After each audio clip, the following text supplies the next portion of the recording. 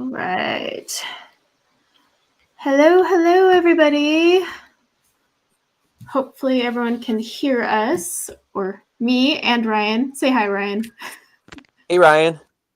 Hey, everybody. I'm going to start Alec off the bat. And Ryan's here. So let's see. Hi to everyone who's already popped in. Sorry we were a little late. I had to set up like a few other screens. It's been a while since I've dual streamed with anyone, so it takes me a minute to remember how to do all this. But hey, here we are. So I'm going to say hello to everyone I can see while I scroll. Kathleen, Brooke, Kim, Carol, Louise, Colorful Erica, probably help if I could talk. Leanne, did I say Christine? I didn't say Christine. And everyone else. Thank you for the happy birthday wishes. Oh, and Shannon. Thank you guys for the birthday wishes. I really appreciate it. We're not going to talk about the actual age associated with said birthday, though. That's just not going to happen. I can't even count. It's perfect.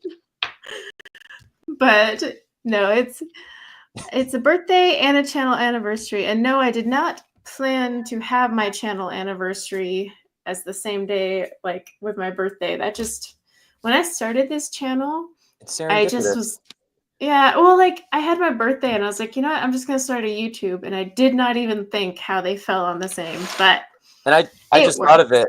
This YouTube is kind of, for Mindful Colorist, it's like in the same week now. So we're going to be 5 years apart.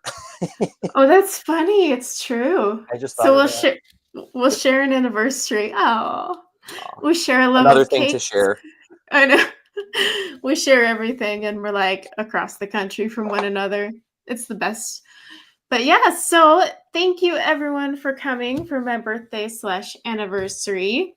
I'll give you kind of a rundown of what we're doing, just so you guys know. And thank you to all who are still saying happy birthday as you enter. I'm not ignoring you by any means. So here's how it's going to work today. I did put out a thing with some questions people could ask ahead of time. However, you can still ask questions in the live stream. So there is a giveaway, and the giveaway is for the entire PDF edition book that this page comes from. So this is from Hannah Lynn's Whimsy Girls Celebrate the Holidays or something like that. Don't worry, Nightbot's going to spam it here any minute if he behaves. It's my birthday, so he should, but I'm not holding out. So there will be 2 winners. One winner will be selected from those who had already entered questions in the sheet. And then there will be a winner selected from those who participate today. So if you didn't enter into the sheet, don't worry, just participating today, you'll enter in the keyword that the lovely Nightbot assistant will ask you to enter. And then we'll run a drawing like near the end. You just have to be, the rule is you have to be in the stream at the time I pull the winner's name, and of course use the keyword to be entered. And then what we'll do is Ryan's going to read off the questions that were already asked in the sheet, and then we'll do the live Q&A as well. So like if you didn't get a chance to do the sheet, you can pop off a question in chat, just put it in caps. And then my super duper awesome moderators, if we for some reason like Ryan misses it, because we're coloring. So okay. if we miss it, just like go, hey yo, here's this question, so we can find it. And then he can ask, because that's what's going to be fun. Ryan is going to be like the MC almost. He's going to be asking the questions. I didn't even think of that. He's my MC. I love it. Yep. But so we're both coloring the same page. Ryan is going to be using Copics. I am going to be using Prismas. It's kind of funny. It's like we're using our favorite mediums for this. There are no coincidences. I know. Because I was like, are you doing Copics? And he said yes. And I was like, I don't want to do Copics. I'm doing Prisma. But we complement. We're complementary. Yep. And we were both debating on like how we were going to do our color palettes. And we had both talked about how we should color the cake first, because we're both pastry chefs. Yeah. But both of us, growing. yeah, the list of things we share is endless. But both of us were like, yeah, we don't want to color the cake. So we're both starting elsewhere, but it will be funny to see where we go. So yeah, keep that in mind. If you already entered in the form, I'll announce that in my community tab after I do a drawing for those who entered there, and then we'll do the drawing in the stream. And then if you participate in the live Q&A, just remember to put it in caps. But I'll let you know when to start asking those questions because we want to do the ones from the form first. And I know a couple, Ryan, I'll tell you, put requested to be anonymous. So just like when you read their thing, you'll be able to see. Yes. So there was like, I think 1 or 2 maybe that said they wanted to be anonymous, and then the others didn't. So just if you see that. And then, yeah, you can ask as many questions as you want. They can be personal within reason, obviously. We're on YouTube. And but you know, it can be related to coloring, whatever. You can even pop in a question for Ryan if you would like. If you dare. If you dare. Don't have questions you can't handle the answers to. But that's what'll be fun. So it's a live Q&A/color/giveaway/ we're just gonna hang out and have fun. Because I don't think, have you ever been on my channel? We always talked about it. No. Yeah. Nope. We always talked and we never did it. We are talkers. But no, I know this has been 5 years in the making, and it always just, we've always been so so inundated with our own channels, the idea of just trying to organize something. But timing worked out perfectly for both of us, and it's an honor to be here. Honestly, I remember I was a voyeur on your channel back when the pandemic hit in 2020. A voyeur. And I was like, oh my God. And this was when you were on your like a big Teresa Goodridge kick. I think that's like the era. And you got me totally inspired to, appreciate her books and whatnot. So yeah, I mean, man, it's amazing how quickly, but yet how far back that seems in my mind, I know it was a while ago, right? Like for those of you who are new to my channel or whatnot, like Ryan and I have been good friends since, like 5 years ago. So it's kind of crazy. We've known each other that long, and we both have pastries and coloring. Our and social spouses. Yeah, and he is my he's been my YouTube husband for 5 years too. So I know I got to repropose now with the new channel. I know we got to work on that. Our relationship has been struggling there, I guess. But yeah, my YouTube husband is back on YouTube. So you should do a proposal. That would be funny. Can you color me a ring in Copics? Well, I do plan on sending you this this finished piece whenever it is that'll be good motivation to just to kind of commemorate the live. I've been one of the things I've been doing with my finished pages is actually taking a photo and then having them printed at like CVS, and they'll print it for you on poster. They have like this repositional poster that is like a peel and stick, so I don't have to put holes in the walls or get picture frames, and that way your originals are not going to get faded. So yeah, it's a little. Hey, that's a good idea. So yeah, I'm going to take a picture of this when it's done, and then I'll send you the OG. Yay! I get the OG. Anyways, go ahead. I'm sorry. No, you're fine. I'm all refilled. I had to refill all my marker, or not all of them, but so if anyone's watching, that's what I was doing. I was just refilling my Copics. I like to weigh them out beforehand because, you're actually you're supposed to weigh them out. I learned that a long time ago, and then I was like, wow, that's a lot of extra work. But it does help. I feel like a drug dealer with this scale, though. I'm not going to lie. Break it out. It's your paraphernalia. Well, I think I've got like a dozen Copics that need to be refilled, and I'm too lazy. I'm waiting for a sale because they occasionally have good deals on refills. So I'm waiting for that to hit again. And I always run out of that same purple color. What is it? I run out of this one so fast. VO9. That's the one I blow through really fast for some reason. I favor that one. But All right. So we're gonna. Yes, how funny. Who did?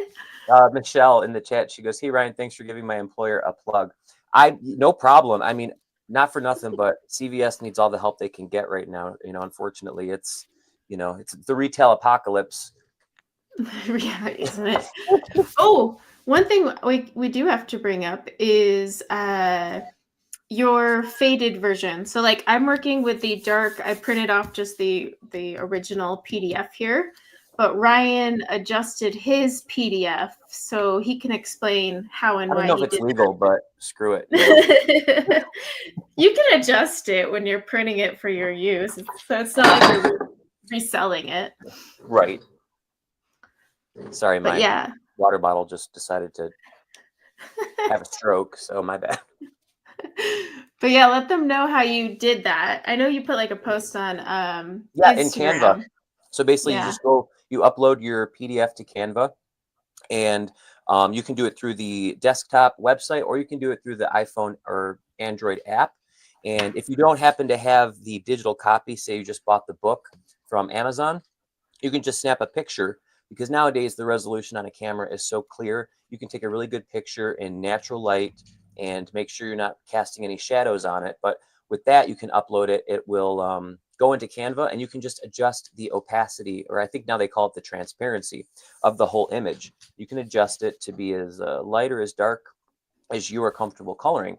And I just find with alcohol markers that, and I've taken many classes from Kit and Clowder, Vanilla Arts, Sandy Allnock, a bunch of instructors that it's not as scary as it looks, although coloring live is always scary for me. So I think I'm gonna stay in somewhat of a comfort zone, especially because we're gonna be talking a lot more than I assume. But yeah, I did try to put some colors together that I will be using. I'm currently working on a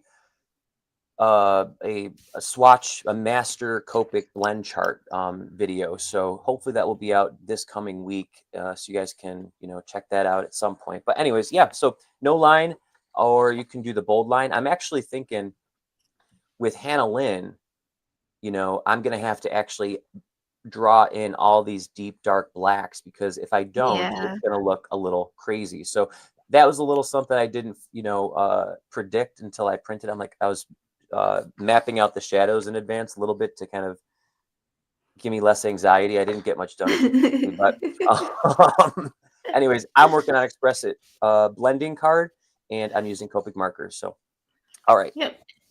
And I'm working on my usual Nina, which is always in the description. I always get comments after streams, but it's always in the description for the Nina I use for pencils. It's super smooth though, no tooth. I'm anti-tooth paper, so keep that in mind. Just the gums for her. Yeah, I like to just I don't need tooth all up in here. All right, so I guess we'll start coloring because it's a coloring channel. But I'll also let Ryan read off the ones that we already have from the form. And then, like I said, after we read the ones off from the form, you guys can throw in your own entry or questions, and we'll just keep hanging out because that's what this is, just a fun little birthday / Channelversary hangout. So, Ryan, what is the first question? So the first question, and I don't see anything on here that says to keep it anonymous. It just says what's your username and then the question.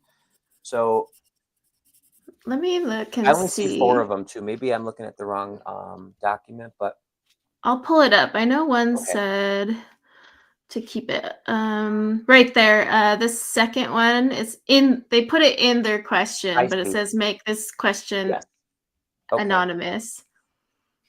Perfect. Thank you for my screen is like 4 feet away from me, so it's hard to read it from my computer. So thank you for clarifying. All right, cool. I'm all set then. The first question comes from, this is a great name, Giggly Girl 2020. And the question is, Corey, not that you don't know this already, but if you could, and first of all, shame on Giggly Girl, because, she must be new. She must be new. But if you could only use one set of colored pencils, what would they be? As I said, she's a transfer student. I should, you know what? Maybe we should just let everyone in the audience answer that one. And anybody that answers incorrectly will be in timeout for 5 minutes by Nightbot. I think that's only fair. That's only fair.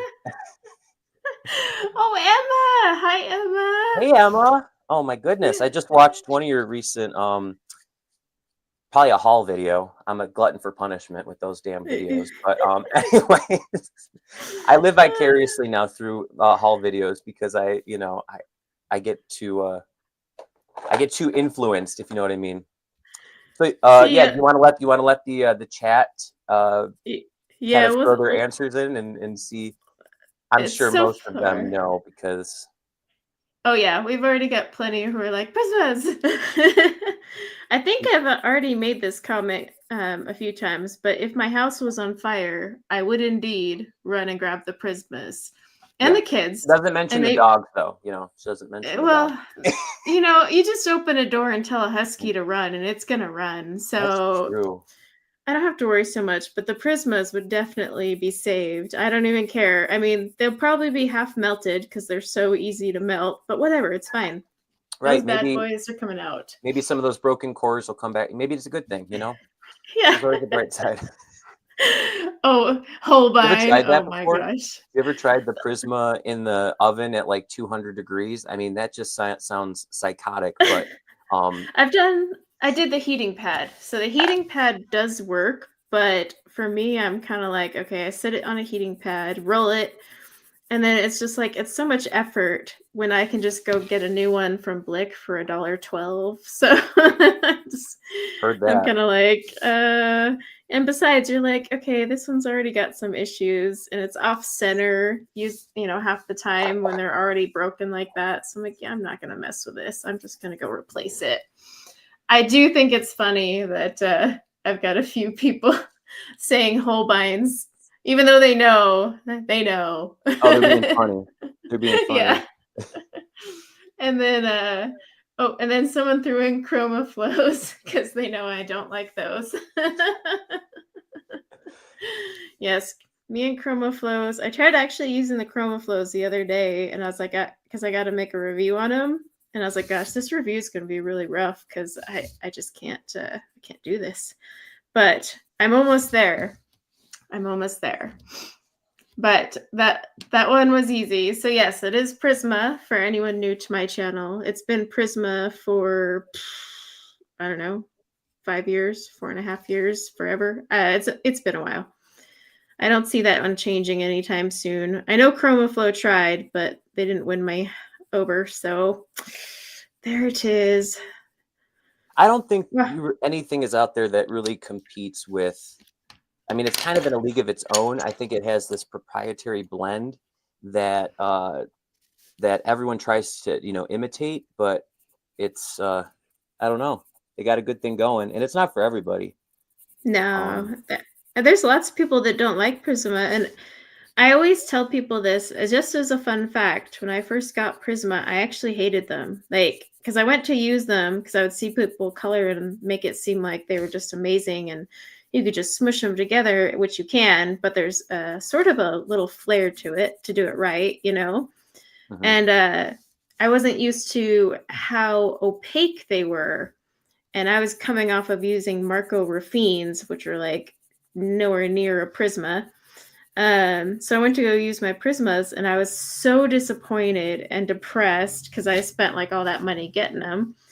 And I hated them for a while, and I had to take quite a few tutorials. But then once I got the hang of it, I was like, oh, dear God, these are amazing. I'll never go back. And I have never gone back, which is why if you ever look at my studio tour, I have that monster bucket of spares because I go through my Prismas more than I drink water, I'm pretty sure.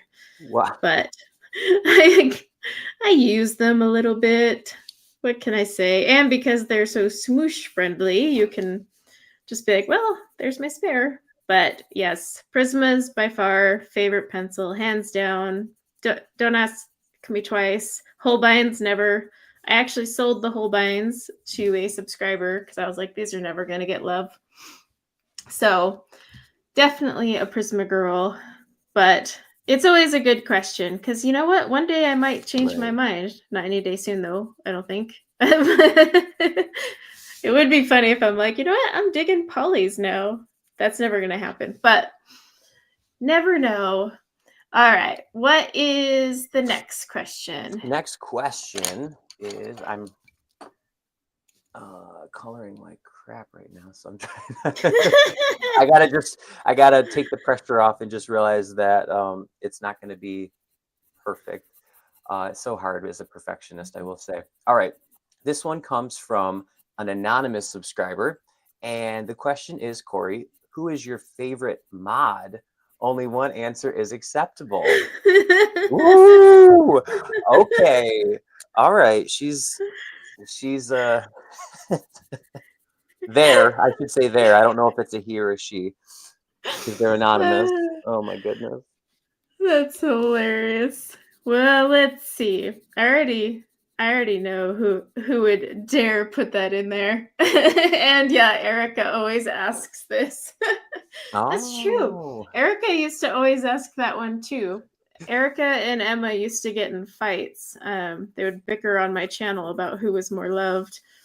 What happened to those days? That was kind of humorous. Gosh, who is my most beloved mod? Well, here's the deal. I have so many mods, and I love them equally, which I know this person is going to smack me for. But let me tell you why each one I love in their own way. So when Emma's here, it's because she never holds back and has no problem giving me her little quirky banter, which I love. Because Emma's personality is a lot like mine. It was a competition. Can't beat me.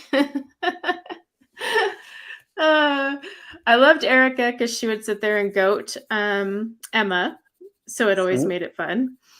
I absolutely adore Shannon. She is a link ninja. She comes out of nowhere too. Before she even says hi to the crowd, I'll mention a video and she pops in with the link. I don't know how she finds them so fast. She's got some sort of secret that she needs to share with us, but I'll be like, yeah, I made this video probably like 3 years ago, and ding, she's got the link right there. And I don't even have to ask. She's on it. Yeah, so it's always great. She's stellar about that. Kelly is awesome because she's always helping me miss or the things I miss. She'll be like, hey, by the way, there was this question, which is awesome because I do miss a lot, especially when you're coloring. You kind of just can't pay attention like you want to, especially if I'm coloring hair because I zone out and then I'm like, well, So yes, I love all my mods, but they all have their little attributes. I don't want to say little because that sounds weird. They all have their attributes that make me love them in different ways and make them my favorite for those reasons because they're all just so awesome. Yes, she's the backup Nightbot. She's like a human Nightbot is what that woman is. She's got link powers. There can be a superpower called linking powers, right? Well, there is now because she's got it. I support that. Yeah, and I'm not kidding. One time I was like in a stream and I mentioned that I had a video and she hadn't even said hi yet. And then she popped the link in and I was like, well, there you are. I was like, oh, hi, welcome to the stream. And here's the link. Aww. But she's my link ninja. And Shannon's awesome. She comes and pops in even right after church and sits here. So I do appreciate that. And I appreciate all my mods because I know it's a pain in the butt to be a moderator. For those who don't moderate, there's a lot going on and it's, you're giving up a few hours of your day. So I always appreciate that. So you guys are awesome. Great. Awesome. Well, I won't share with you because they are anonymous, but yes. Yeah, well, that's funny. All right. So the next question, and this one comes from Just making sure. I think there's only the one that's anonymous. Okay. All right. So this one is a 3-parter. Oh, she snuck in 3. Smart. Melissa G. I did Melissa say G. you could add 3. Oh, great. Okay, cool. So Melissa G asks, the first question of hers is, what coloring book artist do you consider underrated? Ooh, that's a good question. Ooh, underrated. Does it see, this is where it gets hard. Does it have to be a book artist or can it be a PDF artist? Because I feel there's some artists that sell on Etsy with PDFs and are definitely underrated. But if we're talking here, maybe she can clarify. I don't know. Did I see her in here yet? She's one of my mods. Or was. Did I take away her mod status? I can't remember. Melissa's been my coloring buddy forever. I don't think she's here yet. Okay, I'll tell you what. I'll do both. So coloring book artist that is underrated. Oh, that one's a rough one. I'm like actually looking around like, underrated. What do you think on that? Oh. See, because my favorites are a lot that are favorites of other people. So I'm trying to think one that would be underrated. I know you can't. I'm trying to think status. I mean, I can easily list a PDF artist. Like for PDFs, it is by far whatchamacallit. Now I can't even come up with their name because I'm like, yeah, I totally know what I'm talking about. For PDF artists, it's actually this one that I was working on last week. Rena, the Coloring Books 2020. Oh. She doesn't get enough attention. And I really, really like her work, and then as well as Kundink's art. They're not as popular as all the others out there, but they are by far underrated. Because, I mean, they get kind of outshined by Coloring Chicks, also known as Daria Sakasoy, and like Christine Caron and all those. So the PDF one is easier for me to do. But gosh, books. It would help if I had all my books up here in front of me. So I could all right, hang on. I've got some right here. One sec. So I'll share the one I've discovered recently is, I'm trying to see if I'm in. Oh my God. I just now realized who my underrated artist is. Oh. And Eric is going to kill me. So Yana Prosperina. She doesn't get enough attention. Love her. She's all about the fairies, right? She does fairies a lot, yeah. But she's super talented, and I think her books would sell better if she got off CreateSpace for sure. But she does have the PDF versions. So Erica, if you do rewatch this, I'm sorry, because we both share a love for Yana Prosperina. And I totally overlooked her. Whoops. Okay, yeah, but what's yours, Ryan? What would you say? I forgot. It's hard, right? I'm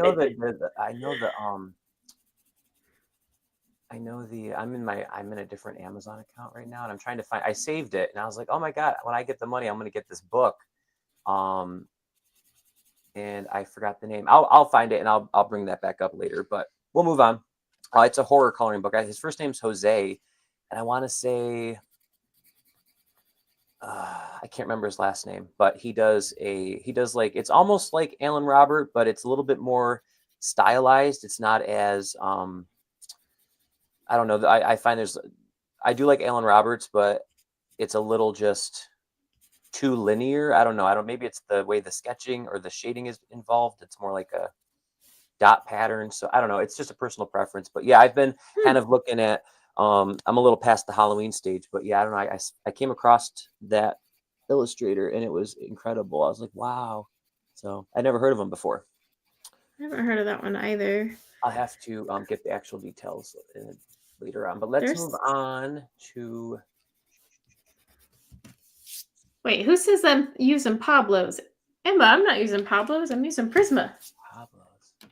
I don't know if I can color, read comments, and ask questions. I don't know. I'm gonna have to just manage my abilities at the moment because now I'm like, oh my goodness, my shadows look crazy right now. All right, let me go back to the chat because I'm curious. The second question, I'll give you that while I'm catching up on the chat Okay. myself. Number 2 from Melissa G is, have you bought a new book because you colored something in it and just hated it? Have you bought a have new I? book because you colored something in it and you... Oh, I don't Like think because is maybe because is an extra word in there, but okay. So have you bought a new book, you colored something in it and just hated it? So maybe like okay. a regret coloring book maybe, or you just didn't like the way you did it, is how I'm deciphering that. That would make sense. It would definitely be. It's actually one of the mythographic books. Crap. It's the fairy tales one from Fabiana Attanasio. I was trying to participate in the mythographic tag that's going for this month, and I went to color this page in it and was like, well, I actually, and it took me, what was weird is it took me forever. I know, gasp. But like I went to go color in it and I couldn't pick a page, which is weird because when I did the flip through of that one, I was like, oh, I love everything. But then when I sat down to color, maybe it was just my mood too, because sometimes you got to be in the mood. But like nothing was screaming to me. And so there was one page that kind of looked maybe a little interesting. So I went with it. And then after I colored it, I realized, you know what? I actually don't like this particular book of hers. So that was definitely one that literally happened like 3 days ago. So I abandoned the page and moved on to one from Joseph Kattenbang. But I love all of her work. I don't know, it was something with that book or something. I don't know.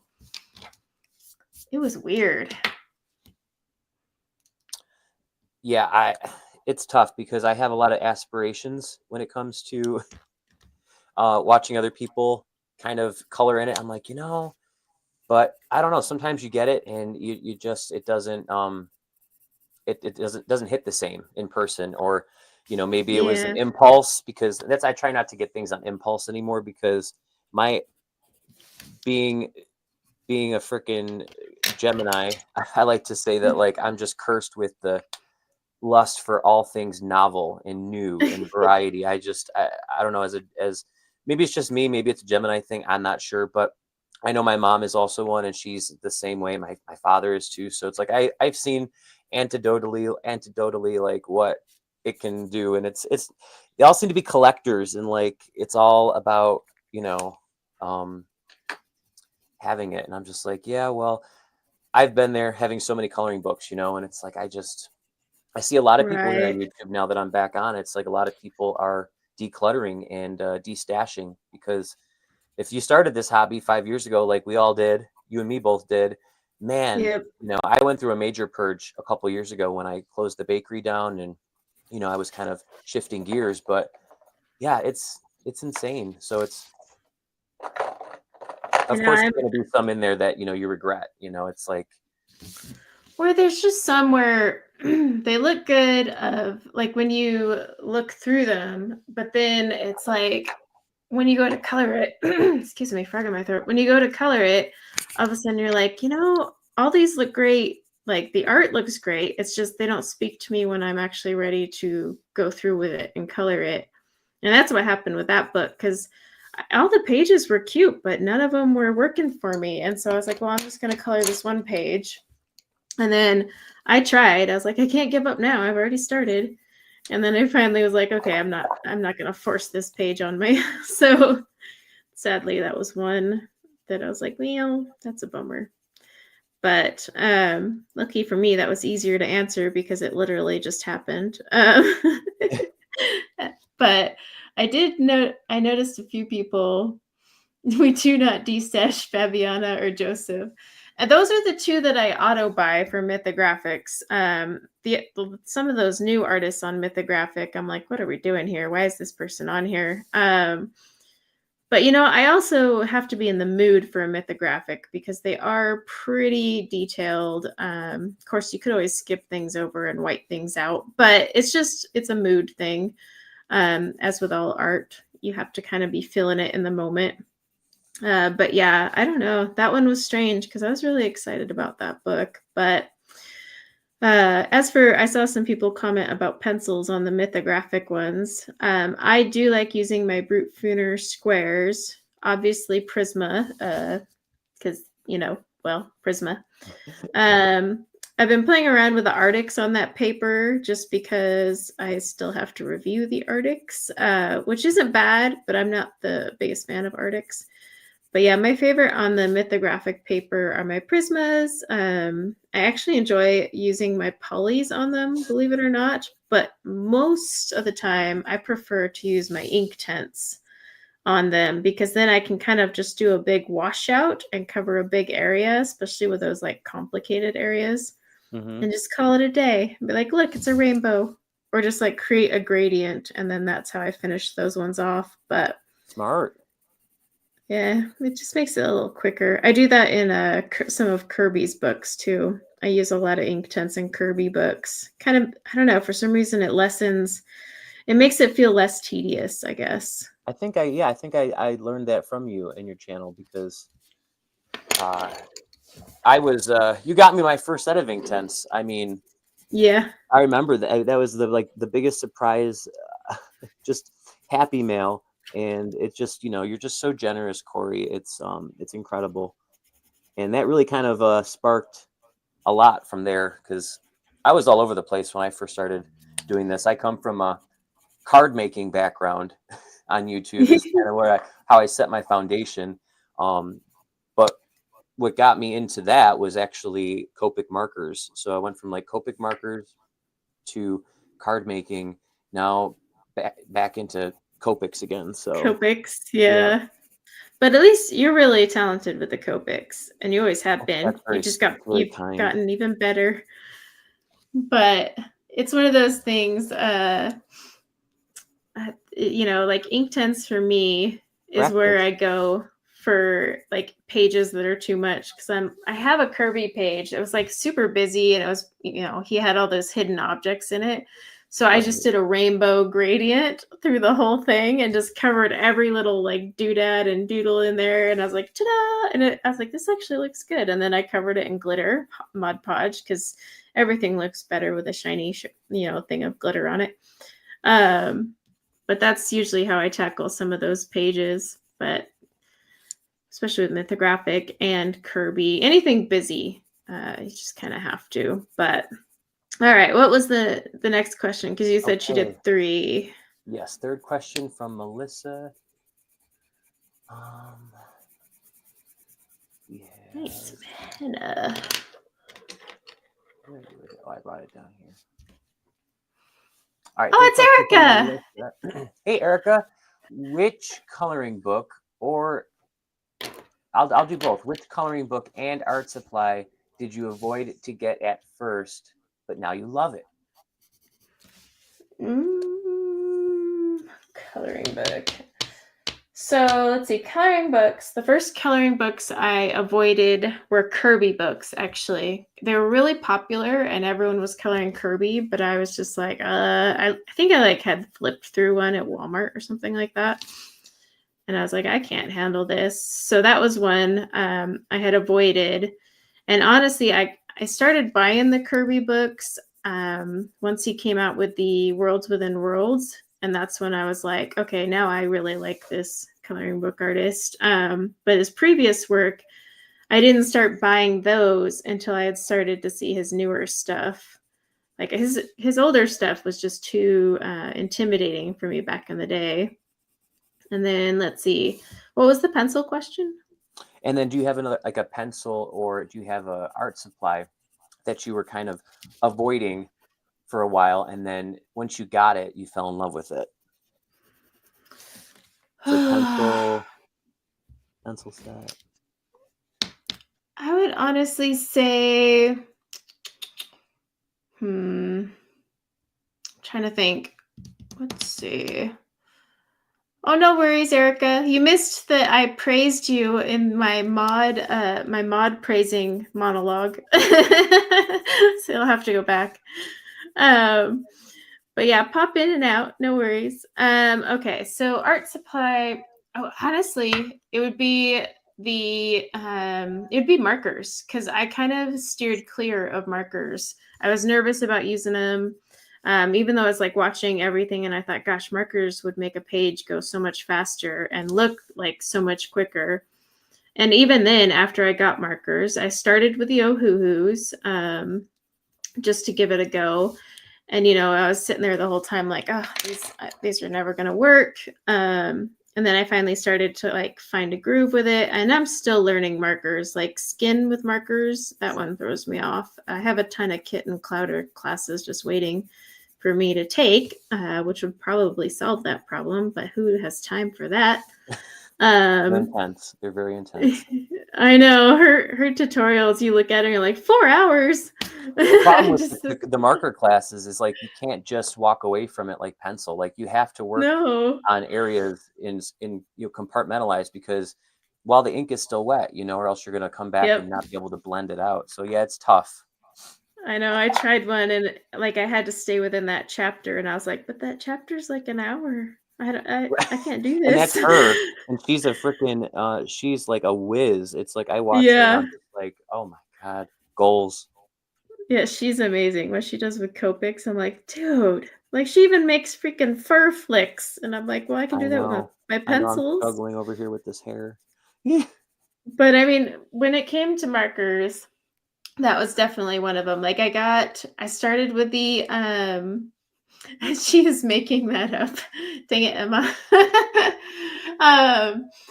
So I started with the Ohuhus, and then I was really nervous about buying Copics, mainly because of the price tag. Because I was like, gosh, Copics look really fun to work with, and I had watched a lot of reviews about like why there's a good marker with a nub. Did I say nub? I meant nib. Did you say nub on YouTube? I don't know. I don't know. They allow more things, but I meant nib. The nib and the color range and all that. So then like I graduated to Copics, which was really hard to swallow because of the price. And then of course you're afraid to like use them because you're like, oh my gosh, I don't want to waste the ink on these precious little monsters. Yeah. Yep. Every little stroke of you can just feel the dollar signs like pew pew. So, at least that's how I feel. Mm-hmm. Just like goodbye as you watch your paycheck go kaboom. But yeah, definitely markers. Starting from the Ohuhus and then graduating to the Copics. It took me a few months to convince myself to even start. And I started with just one of those, you can buy this, 72 sets. I started with one of those and I picked like the worst possible set to get. So then I started buying the 3-packs, like the blending packs, that are made specifically. And that made it a little easier, but that wasn't any cheaper. And then from there, I finally was like, okay, screw it. I'm just going to go start buying these in full and stop messing around with like a pack here and there.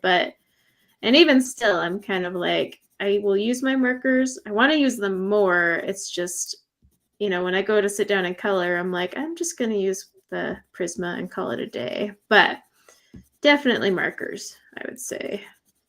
Sweet.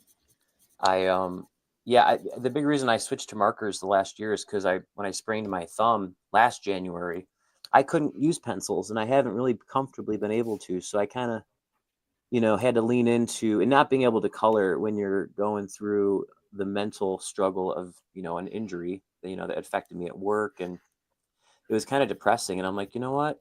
I can do markers. So thank God, at least.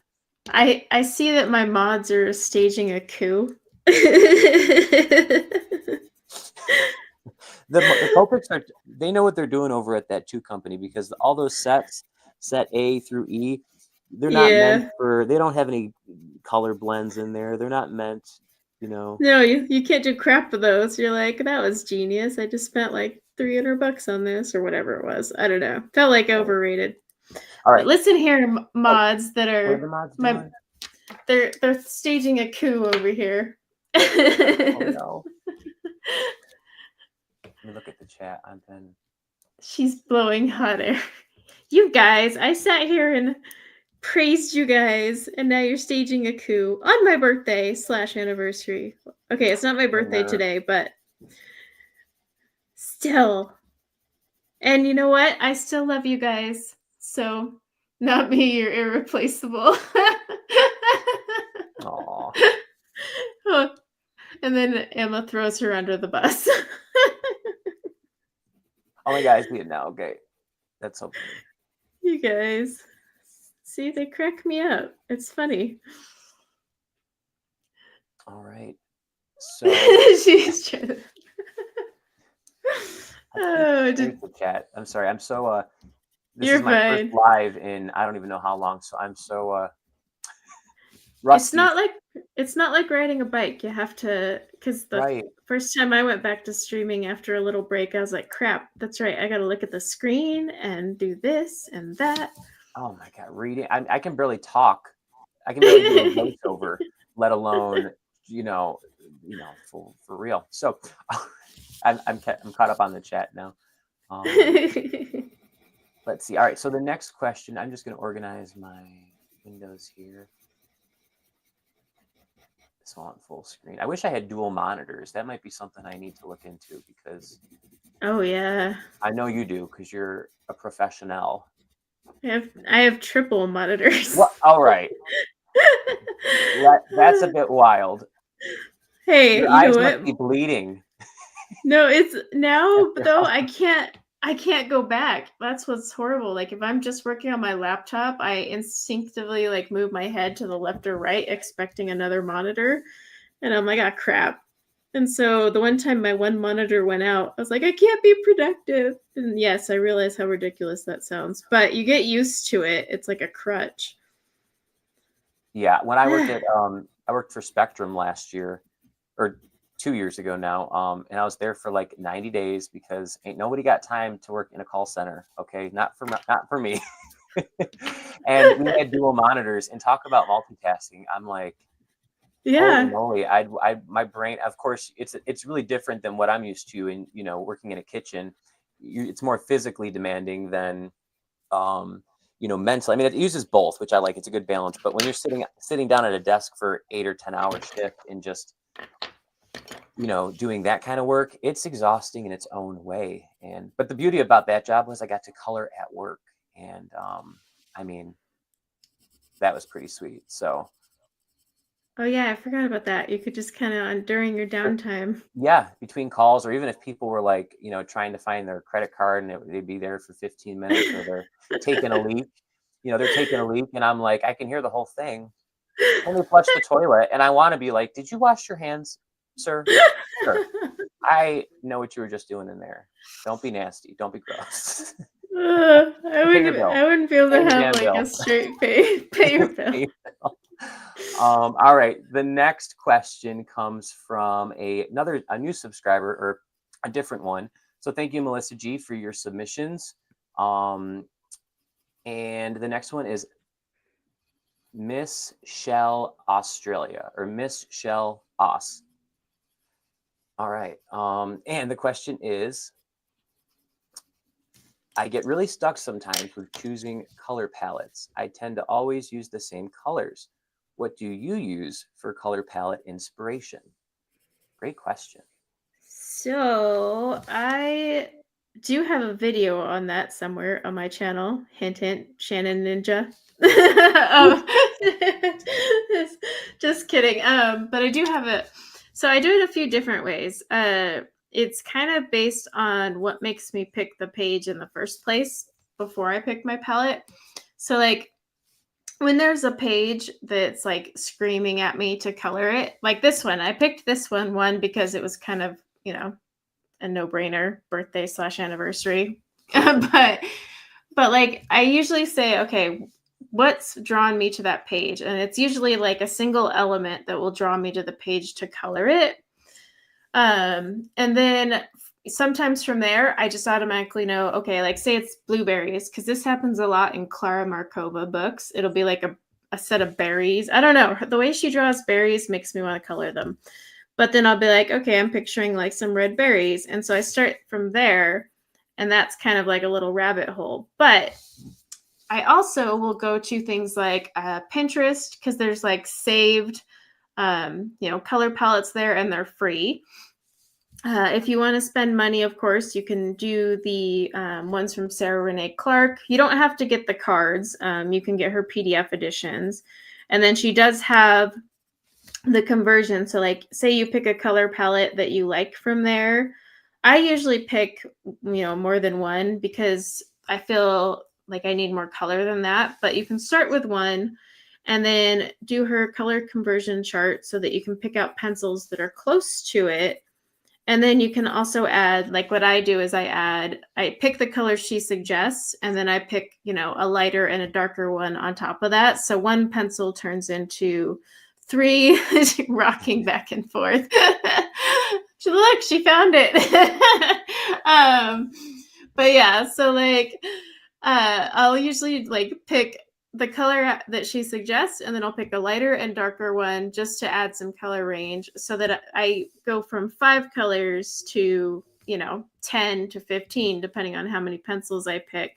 But those are really helpful, like when you're just starting out, especially if you're have trouble pairing colors together. It's a pretty safe way to go about it. And I know like Sarah Renee Clark has tons of videos as well on like how she uses her system to pick out colors. And then eventually you can kind of, after a while, it just becomes second nature. But there's still times I'll pick out palettes on Pinterest and be like, you know what, I like this color.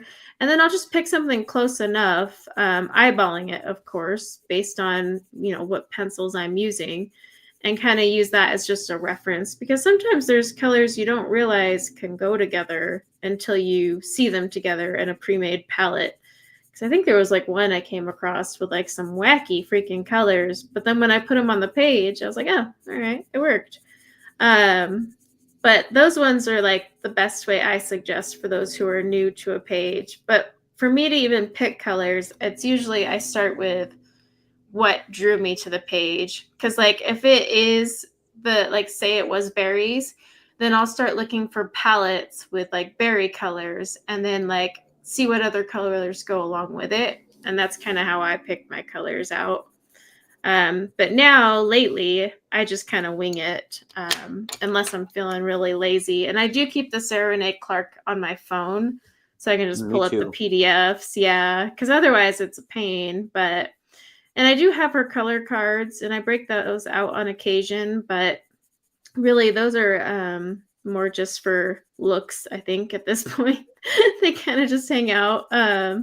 And someone sent me those cards as Happy Mail, and I still to this day, so anyone watching this, I still to this day do not know who sent those as Happy Mail. I'd really like to know. Like, I feel so bad because I got... Reveal yourself. Yeah. Well, I feel bad. Like, if they want to stay anonymous, that's fine too. But I feel bad because someone sent me both color cubes, and I didn't know who it was. Yeah, so how sweet. I wanted to at least thank them, even if it's just in private. It feels a little like the call is coming from inside the house, right? When that happens, you're like, whoa, am I on a list? Is the government listening? Why is this showing up?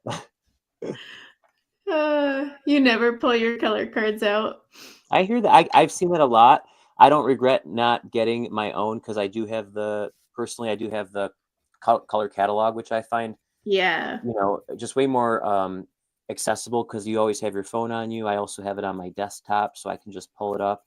And then they have in the Copic app, I just discovered there's a phone app for Copic to kind of track your colors and such. And it's a cult, so they have to have an app for it. But they have a really great feature in there where you can upload any picture, and then it has a color picker in it, so it'll actually hover over the part of the picture, and it'll show you which Copic marker is in that image. So it's really good for coming up with color palettes and seeing if you can replicate something, if you have the marker color, if you have I thought that was nifty. Yeah, like Erica said, she uses Pinterest for inspiration. And Pinterest is like Pinterest is good, not just for color palettes, but you can like pull up pictures. Like I don't know if you guys follow Erica on Instagram, but she'll pull up like actual pictures that she uses as an inspiration for her color palette. So it's pretty cool. So I'm right in the middle of the video recording. Real quick, I'm just going to share core. That's okay. Yeah, The color, this color blend guide for Copic markers. I've created like a master copy, and this has been really helpful to get everything organized with the because there's so many combinations, and everyone has a list, right? So I wanted my own list that I could just refer to, and so I'm basically consolidating all of these blending charts into one concise thing, which it's kind of what I use to pull the colors today, to kind of help.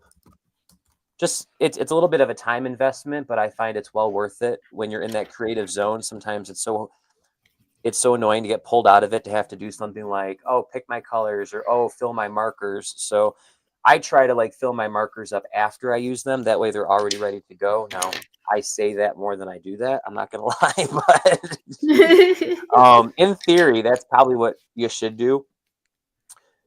And I'm just taking a look at how wild these lashes are. I never realized how insane Hannah Lynn's iconic eyes are, but they are. I don't know how I feel about this hair so far, but I think it's looking fine.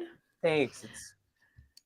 It looked like something. I realized I should have left this bang here in front. I shouldn't have shaded that, because that's kind of a natural highlight area, but it's difficult with her line work. It's so bold. Yeah. I've never done a Hannah Lynn picture, let alone, I'm not a portrait guy. I don't do portraits a lot. I'm not really drawn to them, but you know, this is definitely taking me outside of my comfort zone, and it's really good practice, because any techniques, right, Cora? I mean, with hair, you can do anything with that. It's just, you can do fur. There's so much that it applies to. What's funny is I can do hair, but me and fur don't get along. If there's a page with like a cat or a fox or anything, I'm like, nope. Yeah, yeah. I was thinking about doing one of my my mom's dog, because she's got a really pretty Shih Tzu, and I'm like, I don't know about that. It's gonna look like Shih Tzu if I do that. I have that picture that my friend did of Scout with pencils. It's downstairs, otherwise I would show you guys.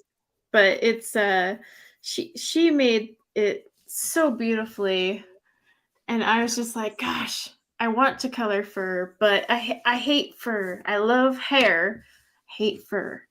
I don't know. I can't explain it. But yeah, it's like, I get it. They are different, similar but different.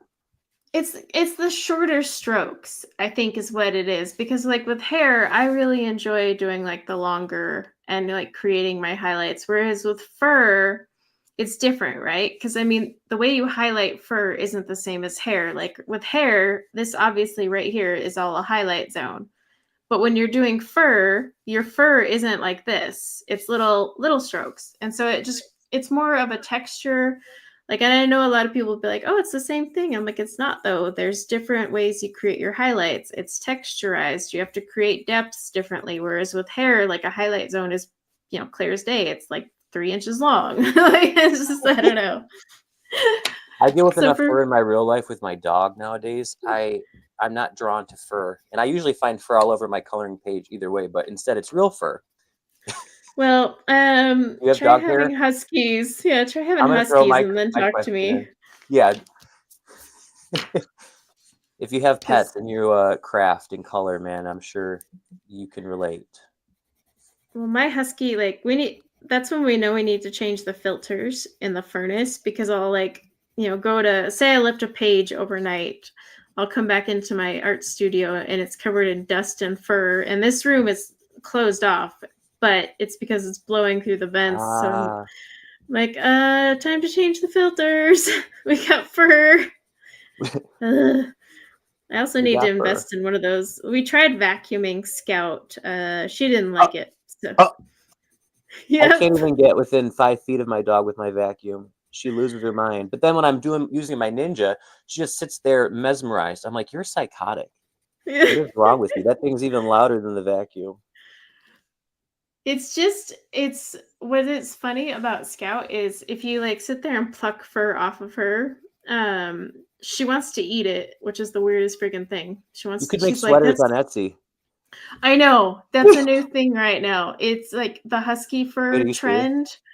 I can't understand it by any means because I sit there Oh my looking at God, I all was the just husky joking. fur. That's so funny. No, it really is a trend. I'm not surprised. You have to Google it. Like it's become We're a in big dark thing. times here, folks. These are dark Yeah. times, 2025. Like I thought my husband was joking when he was like, haven't you seen the new trend, the husky fur pillows? And I'm like, why is that a trend? And I looked it up and I'm like, oh my gosh, people are doing this for real. It's like one step below fart in a jar, you know, like I don't know. I'm not sure about that. Well, and then I'm thinking like, okay, like when I give my dogs their seasonal blowouts and you know all that fur, I do it outside. Oh my Yeah, God. you have to. Have My you ever mom watched gets those? her Shih Tzu. It's called what is it called? Barks and Blowouts is the name of the groomer. I'm like, that's adorable. You have to like. It's with huskies. Every so often you have to take out their because they shed through certain seasons, but you've got to throw it in there. And I used to take them to the groomer, but my neighbor and I were both talking about going in on one of those machines. And it's funny, if you ever like watch them on YouTube, it's literally like you're in a snow globe because it's just husky fur poofing everywhere. Oh my God. And so we do this outside, but like anytime we take them out and use a furminator brush, which takes out their undercoat, it literally looks like a bunny ventured into my yard and didn't live. And so every time we use the furminator, I send out a message to all the neighbors like, don't worry, we just furminated the dogs. No bunnies were harmed because my dogs do have Take a your history Benadryl of... and don't go outside for 24 hours.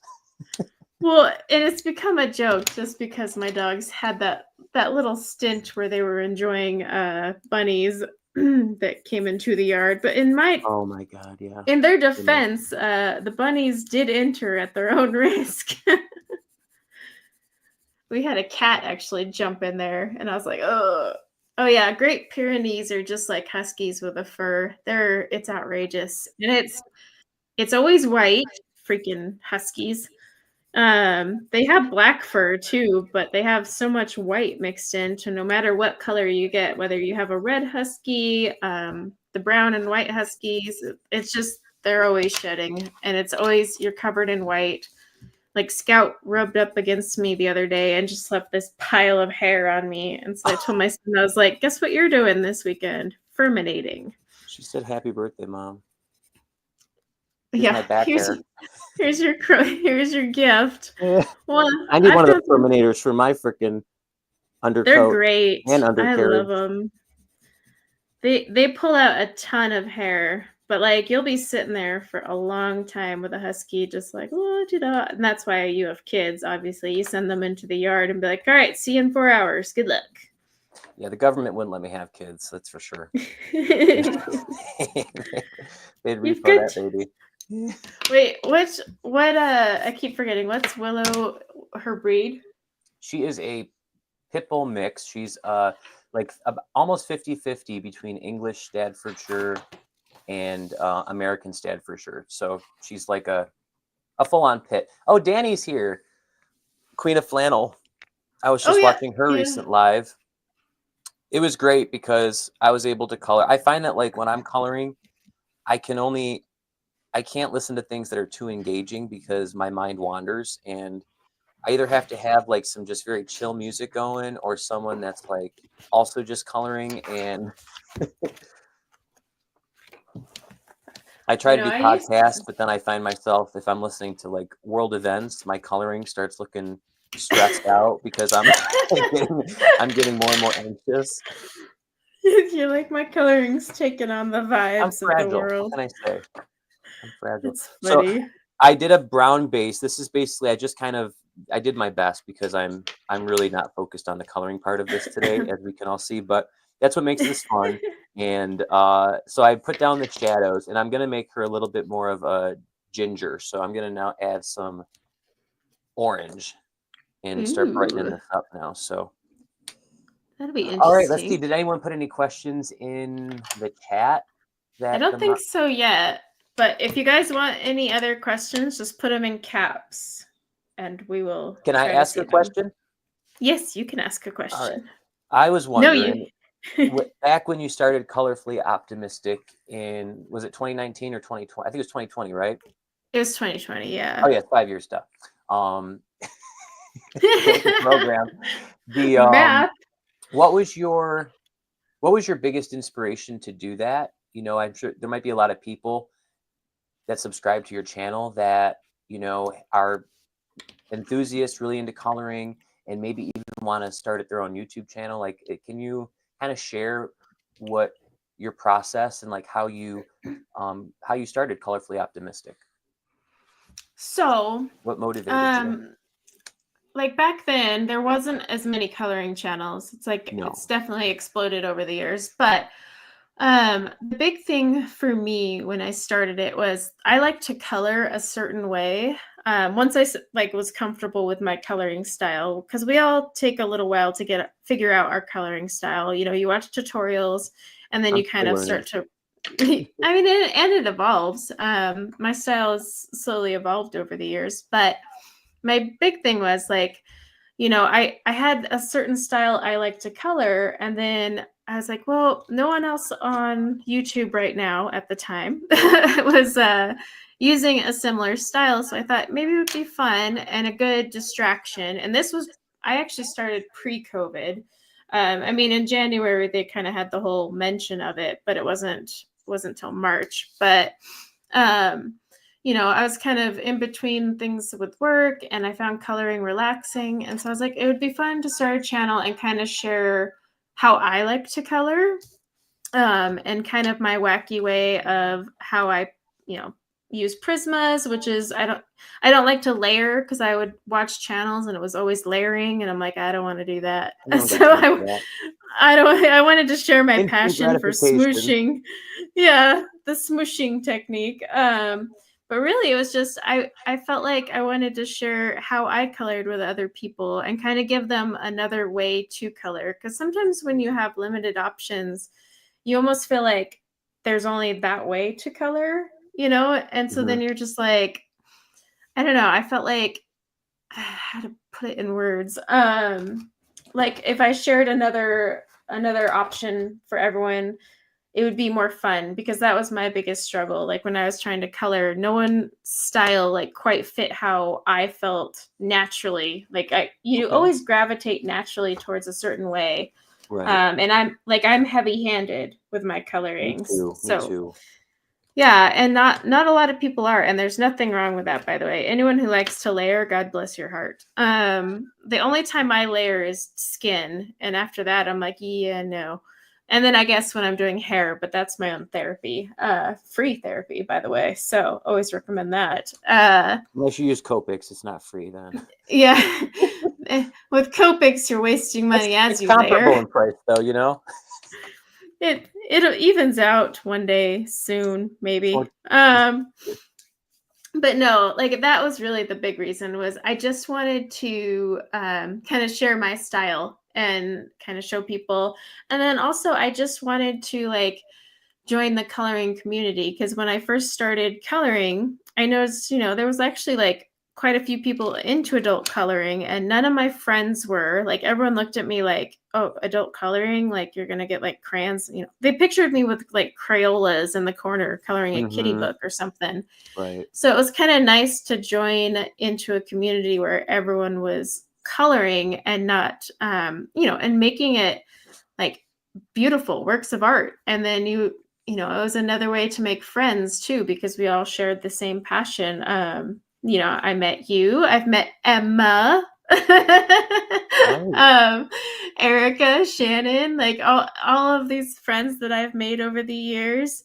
And I never would have had that had I not started my channel. So that's kind of like a nice little extra bonus. But it was just fun to get into a community of where people appreciated it. And on top of it, I could share the way I like to color and hopefully teach people a different method that maybe suited them better, so they had another option. Beautiful. Yeah, I think the pandemic did a lot of great things for people, especially when it came to starting social media channels. And it was a lifeline for me when the pandemic hit, because I was just starting my recovery journey back then, and it was very isolating. And and then finding the community, and being able to actually be a part of it instead of just an onlooker. It was a great experience. Where people color and don't judge. Yep. Most of the Yeah, it's time. I like always weird. I talk to coworkers who are like, "Wait, what do you mean you color?" And I'm like, I'd always get like the weird, like, "Are you okay?" And and I'm like, "Well," and then I would just show them something like, "Oh, okay." Yeah, what was funny is like when I first started coloring, people were like, like I said, they were picturing me sitting there with like a box of crayons or something. And I'm like, no, check this out. And like I would pull up, pictures on Pinterest, or I'd pull up like some of the channels that, I used to watch all the time, like Zucchini Kitty and the crap that she creates, because she's Karen. just amazing. Yeah. And I was like, She's like no, the look at Valium. this. She is the Valium for color tube, I tell you. Oh, She's so I know. soothing. She's got like the sedative voice. I know, she doesn't do it anymore. Oh no. Like I saw when they're scattered more, but gosh, she was one of the first ones I'd watch, and I'm like, gosh, this woman like makes me so relaxed. I would seriously sit there on Saturday mornings just to watch her color. I wasn't even doing anything. I just watched her color. So I was like, it's so nice. She definitely has like a very what's his name? Bob Ross energy. It's really soothing, very, very calming. Yeah. You remember Coloritaville? A little. I didn't watch her as much though.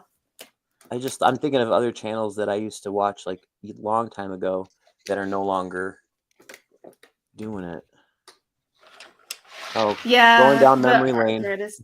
I don't. Well, I'm trying to think. Let's see. When I first started, I watched a lot of Zucchini Kitty, Julie's passion for coloring. She's actually the one. Her channel combined with can't recall the name right now. Another one that's out there. It really helped me like figure out my prismas. And then I kind of evolved my style to what suit me from there. But it was kind of nice, Right. But it is funny that, she is having health issues with her hands, which sucks because she makes such beautiful stuff. That's the sad, that's the reality of especially people that use nothing but pencils or even markers. I mean, there's a time. There's a limit that you're going to be able to use certain mediums as you get older. And yeah, I think that not thinking about that too, hard and such a hard look, but like, yeah, you don't see a lot of people at a certain age, doing certain things. So it's definitely take advantage of it. I try to take advantage of it while I can. And I think going through some injuries the last couple of years, I sprained my knee in August, which was very, life-changing, and then my hand earlier. So life's gonna life, and it's all about like I always think like if it's really meant to be, if it's truly passionate, if it's true passion, you'll find a way to make it happen. It might not be the way you envisioned, whether it's coloring now, with markers versus pencils or paints versus whatever. But I like to always compare coloring and drawing when I kind of explain people like I like to color, but I don't really draw. I like to compare it to baking versus cooking. I'm like, cooking for me is like drawing, and then baking is like coloring, so very simplified. And, it's not perfect, but I don't know. I think that's a good way for me to kind of think about it. You're kind of using more of an artistic, creative mindset with baking and pastry. And that kind of leads to my next question. Like, do you want to talk? Can you share with anybody like your culinary experience and your pastry background? Because that is something, I don't think you talk a lot about on your channel, but that was the one thing that once I heard you talking about it in the early years, I was like, oh my God, I very, very rarely meet other pastry people, and then also someone into coloring, which was just so fun. Yeah, so like I went to school, I actually went to culinary school and then did the whole extra year to become a pastry chef. Because fun fact, when you go to culinary school, you have to train to be a regular chef first, and then you have to spend an extra year training for pastry, which is nice because then if you can't find any pastry gigs, you can go work on the line because you're trained on everything else. But once you learn pastry, you're like, I don't want to be a saucier. It's just like, But I did pastry for a long time. So I mainly got into wedding cakes because I live in Utah, which is the mecca of weddings. There's a wedding on, No 50 comment. weddings. Yeah, 50 weddings a weekend. So I was like, wedding How many cakes baby showers? You know what's funny is I only did so many cakes for baby showers. Like That I was did a a lot of. Mormon joke, by the way. That was a Mormon joke. I know. But No I love Mormons. I would do. I do. My voice teacher for 6 years was a Mormon, and my lead cake decorator at Sinful Sweets, she is Mormon, and her whole family. They actually, I forgot to tell you, they just moved back they're from Idaho, and they were in Rochester for like 6 years for her husband. She's the Mormon family, Brittany. I love her to death. And she actually moved to Utah, and she asked my mom and I if she could buy some of the rights for Sinful Sweets to open up a satellite location out there that her and her husband could run, using my recipes and everything. So I don't know, that was kind of spurred on me last minute, and like last week my mom told me, I was like, I got to think about that. But anyways, I was like, oh my god, how funny that you could potentially have a cupcake from me, if it's out there in Utah.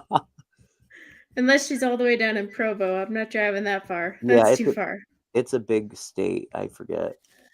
Yeah, it's bigger than people think. But I mean, I did do the wedding cakes for a really long time. I went to competitions and expos, and it was fun for a while. I think let's see, how long did I run my own business? I want to say I ran my own business for about, it had to be like 3 or 4 years. And I just ended up burning out, to be honest. Wedding cakes are a lot of work, and they're also a lot of stress. The bride is always stressed. And it's funny you ask, because literally just the other day, someone asked if I had thought, because I'm out of work right now. They're like, well, have you thought of going back to just making wedding cakes and, cupcakes and all that stuff? And I was like, here's the problem. I like legit have cake PTSD or something, because to this day, I can't even make a cake for my kids' birthdays. Like I can't. Like the smell of buttercream half the time makes me gag, because I'm just like, ugh. But I burnt out on wedding cakes, because there was a point where I was doing 4 or 5 a week by myself. And people don't realize, like, wedding cakes aren't done in a day. They're usually 3 to 4 days of work. So, it got really tedious. It was just getting really stressful. And then I finally just burned out between the bridezillas and just a lot of people don't appreciate the artistry of cake making either. They see the hefty price tag and think, why? And I'm like, well, that's like 3 or 4 days of my life right there. Blood, sweat, and tears, baby. All right. Yeah. Well, and it's just, or the piping work. I did a lot of custom piping. I was really good at vine work and piping out flowers, just right on the fondant, Yeah. And then I also did a ton of edible flowers. It was another thing I was known for. I could make sugar flowers, and I think I did a video a long time ago talking about it, and I put some pictures up, because I know I shared a picture once of like some of the wedding cakes I did at competitions, and I made roses and lilies, and they all looked very realistic, and they were 100% edible, minus the wires that you use to poke them into the cake. But especially the wires for some of those gifts, I'm sure. Yeah, I don't know. But I mean, I did that for a long time, and I actually had a lot of fun. And when I quit, I had thought about just selling the sugar flowers, but I was like, these would never ship well. It's, you'd have to package those things so carefully because they shatter easy. Yeah, the gum But paste. no, yep, gum paste, exactly. Gum paste is nice until you have to transport it, and then it's your worst enemy. I have a fear of styrofoam, and just like I would have to always poke.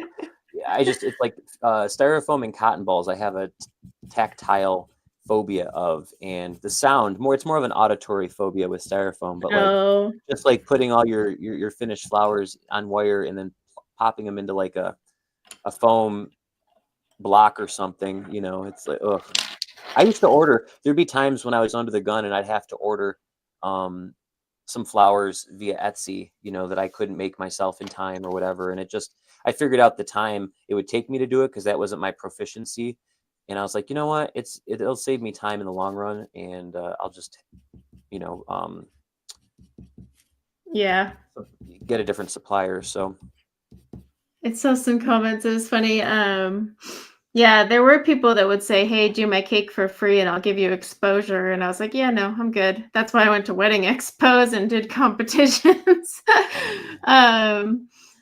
And then I think now, to be honest, more people are, especially with all the baking shows that came out after, because back when I was doing cakes and stuff, this was a while ago. Let's see, because my son was 3 when I quit, and he's now 16. So yeah, we can do that math. wow. But back then there weren't 16. I know he's driving and everything. God help us all. But like back then there weren't all those baking shows, right? That kind of made it like, oh, check this out, like all the crazy things people can do. But now there's more, so people like appreciate the artistry, but it's one of those things where I just burnt out on it. Do I miss it sometimes? Like I still have all my tools. I can't bring myself to like sell them. And there's times I'm like, maybe I could go, but of course, like my chef's license has expired, so I'd have to go earn my hours back, which would suck. So I'm like, I don't know if I want to do that. It's not. I don't know if I can go work on the line for. I think it's like 200 something hours, which Whoa. doesn't seem like a lot, but it is when you're especially if you're on the line. Working on the line just to get back your credits. I'm not a professionally trained anything. And so, yeah, I've always been intimidated by the line. I don't know. I've always been someone that liked more of the pre-planning, the ritual of being able to pre-measure your ingredients. Everything's done in stages and in steps. It's not all at once, trying to manage 6 burners plus things in the oven. Cooking has always been a little bit more high stress, in terms of how I looked at it. So yeah, baking was a little bit more methodical and just chill, Of course, it's more risky because you don't really know if things turn out until the very end. So you could have put all that time and energy into something only to mess it up. But with cooking, you can kind of change things as you go. You can kind of react and be more flexible, I think. Yeah, there's less science because baking is it's a lot about science. Like you can't really tweak things without thinking of the consequences. Like even adding a little extra sugar, you're like, okay, well, this could change something because it's all chemical reactions. Exactly. But I saw Shannon say she would never photograph a wedding again. It's kind of funny because if you talk to anyone who like ever has worked, in the wedding industry and isn't anymore, they all like are pretty similar. Like, nope, you couldn't pay me enough to go back. Especially after COVID. COVID was a nightmare with weddings. I had so many cancellations. Of course, I mean, makes sense, but it was hard to recover from. Well, and it's just, I don't know, the pressure too, because you could have the nicest bride, but they turn scary out of nowhere. Like you'll meet them for their consultation. You're like, they're so cool. And then like, as the wedding gets closer, you're like, who is this person? Hyde. Yeah. Yeah. Oh my God, I'm never getting married if this is what it looks like. Yeah. My wedding was a courthouse wedding. and it was fine. Because people ask me, they're like, "Are you gonna do a big wedding?" And I'm like, "Absolutely not. I'm not Absolutely not. gonna have. I'm not It's doing not any of that." practical. No, I did a courthouse wedding, and we had Good for once you. talked about like doing something else later, and I was like, "Why bother? Like, it costs so much money." I'm like, "Let's put that somewhere else. Like, I want to buy a car, not a cake." My mom just got eloped in October in Niagara Falls, so you know, she's also had 3 other weddings beforehand, so she's been there, done that. And I told her, I'm like, I'm not doing another wedding cake for you, Mom. I said it's not fair that a son has to do. And then she goes, I'm not sending my son to a rehab twice either. So I said, all right, that's fair. That's a fair that's fair deal. That's hilarious. Yeah, yeah, we're Let's close, see. but you know, thank God. It's just the parental relationship, you know. Right. And well, then she became my business partner in 2022. The last couple of years we were open, so you know, she kept the whole business going while I did get the opportunity to go to rehab and get Yeah. the help I needed, which was, you know, that was definitely part of my journey with the bakery and kind of with the starting of it and then the ending of it too. So it's been kind of hard to find out my, you know, my identity after losing something that I kind of identified with for so long.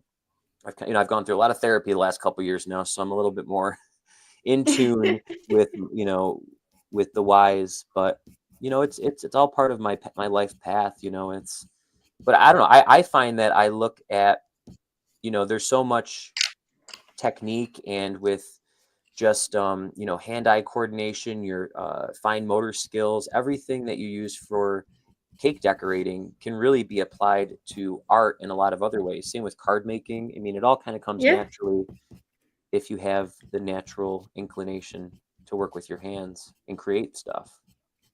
What's funny is the one thing I found that benefited me was steady hands. Because, like, when you're sitting there piping vines with, royal icing, which, by the way, if you don't know what that is, it's very thick and stiff, and it I hurts your love it. hands like crazy.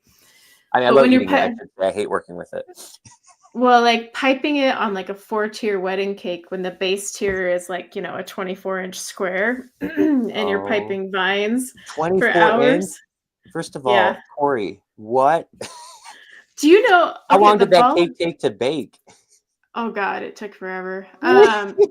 Because it was 3 layers each, and then Right. on top of that, I had to like as a 4-tier cake, but then on top of everything, she wanted hand piped vines. And I was like, okay, well, I got to charge extra because this is literally going to take me like 2 days to pipe these out. And like my hands, I have very steady hands, but by the end of that, I was like, I'm pretty sure I'm going to need surgery now. And it was black royal frosting. So you couldn't, like, Oh, sometimes, how like that fondant spreads is, worse than COVID. All right. I'm yeah, sorry, but like your kitchen, it is. you'd find it everywhere in your kitchen, I'm sure. Well, but also there's no forgiveness because it's on white fondant. So, like, Right. normally when you pipe vines, if you mess it up, you can just scrape it off. You can't with black. So it Nope. had to be perfect. Otherwise, the black would stain. And so I was like, I got to charge extra for that too. Because listen, I can't even, like, I got to skip my afternoon espresso just to make this. Like, That's how it feels with working oh, with Copic markers because it's so yeah. permanent, you know? I know you can't just go in with an eraser. You're like, well, here we are.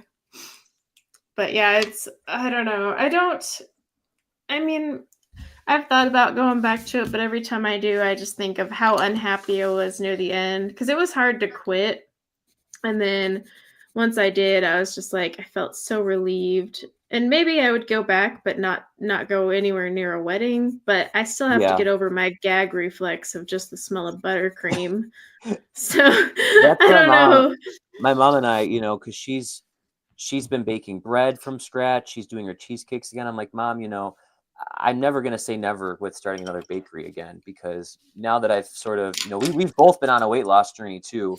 We both lost about 50 pounds actually, which Yeah. is very crazy. We never even planned it together.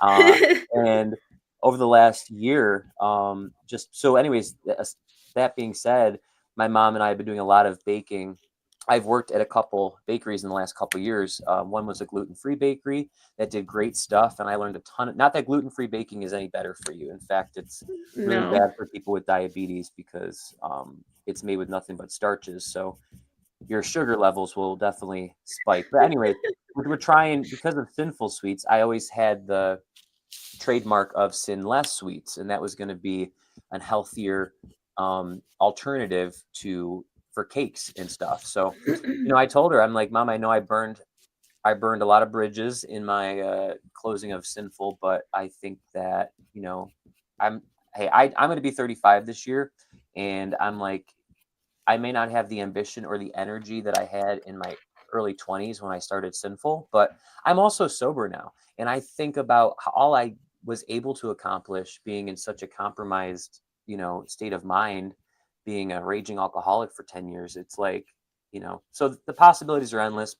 Right now, I'm really just trying to keep myself creatively engaged without putting a lot of pressure on myself, because I always try to like, I somehow manage to burn out myself too in everything I do. So Despite someone telling you to not do that. I hear you in my ear all the time.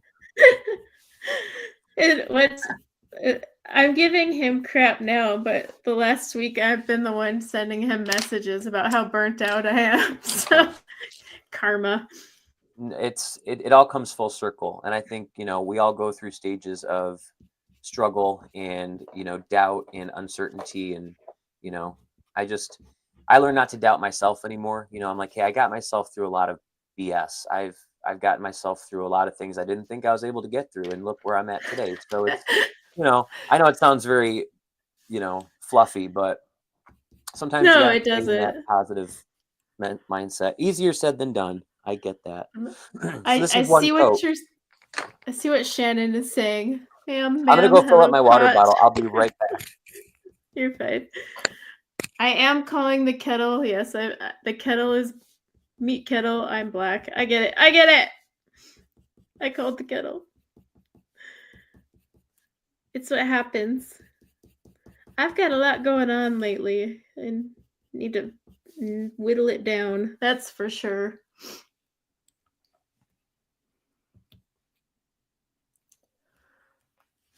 Yeah, that's the thing with making your creative hobby a business. I thought it would be fun with cakes. That's why I had started that. But even like with a YouTube, you create a YouTube because it's a creative hobby. But then it starts to become a pressure at times. And then you're like, well, that doesn't make it as fun, does it? So yeah, I don't know. I'm gonna say I'm going through like a midlife crisis. I can say that. I'm over 40. I'm due. It's your turn. I'm not like trading in any cars for a Porsche or anything like that. I've got things. I already bought my dream car that my son is now driving. Ugh. A portrait artist, that would have been kind of fun. I can't draw people to save my life. I've been trying to sketch them, and there's one, like, I'll sketch them, but they're nowhere near realistic. Well, so we had a joke during my birthday the other day that I'm, because I forget, it was my youngest asked how old I was, because, she's innocent and sweet and doesn't realize how much that hurts. But she asked, and then, we made a joke that I was 25, and then my son, being, well, him, was like, wait. Yeah, he was like, wait, if you're 25 and I'm 16, I was like, don't say it. Don't boast about your public education right now. We don't care if you can add numbers in your head. I was like, let it be. I'm 25. We don't need to do the math and ruin it for me. I mean, granted, yes, once you do the math, you're like, well, that's wrong. But we could have just sat there in denial land. What's wrong with that? I was fine in that land. Age is just a number, though. As corny as that sounds. No, it is. I wake up and I feel like I'm 60 some days, so it goes both ways. Oh my gosh. I met someone the other day. I kid you not, I swore like this guy was maybe early 30s. And it turns out, because he's like the bishop of the church, and so we had run into him, and I asked Ethan, my son, because he goes to church, and I was like, that guy's the bishop? Aren't they normally like 50? Because they usually are. They're usually older. And he's like, yeah, he is. I'm like, no, he's not. Like the dude barely looks like he could pass for 32. And he has kids in like his 20s. I'm like, what is in your gene pool? Or what magic like smoothie are you drinking every morning, man? Share the secrets, because it was nuts. But probably never drank, never smoked. I don't know. It was insane. He does not look that like someone who should have a kid that's in college and all this stuff. And I'm like, what the? Yeah, good genes. Genes and lifestyle, you know, really. I know. There's definitely days I like will wake up and I feel like there's those days you wake up and you feel super old. That seems like every day, actually. I can't remember the last day I woke up and I'm like, I slept so nice. But I think it's because I wake up like a ton at night. That's my biggest problem. You know what I started taking? Not that I'm a doctor, and giving advice, but I started taking magnesium glycinate every night for my recovery for yoga, because I do yoga 3-4 times a week, and plus working all week too on your feet. I'm like, man, my body's just not recovering the way I used to as I get older. You know, need more time to recover in between. So I started taking that, and it helps with sleep. It's great for your heart, and it helps with I don't know, some absorption. As I said, I'm not a scientist, but there's a lot of studies about it, and it's not expensive. And I don't know if anyone else here in the chat is taken that before, but it was prescribed to me by my doctor. She definitely recommended it as like a supplement and a vitamin that a lot of people are deficient in. So, do you take it at night? At night, yes. Take it at night, and it does help you with your regularity too. So, you know, if that's something you're looking at, that's a nice bonus. But it's funny you mentioned that, because like my mom was saying she takes magnesium now and it helps her sleep. Yes. So I was like, huh.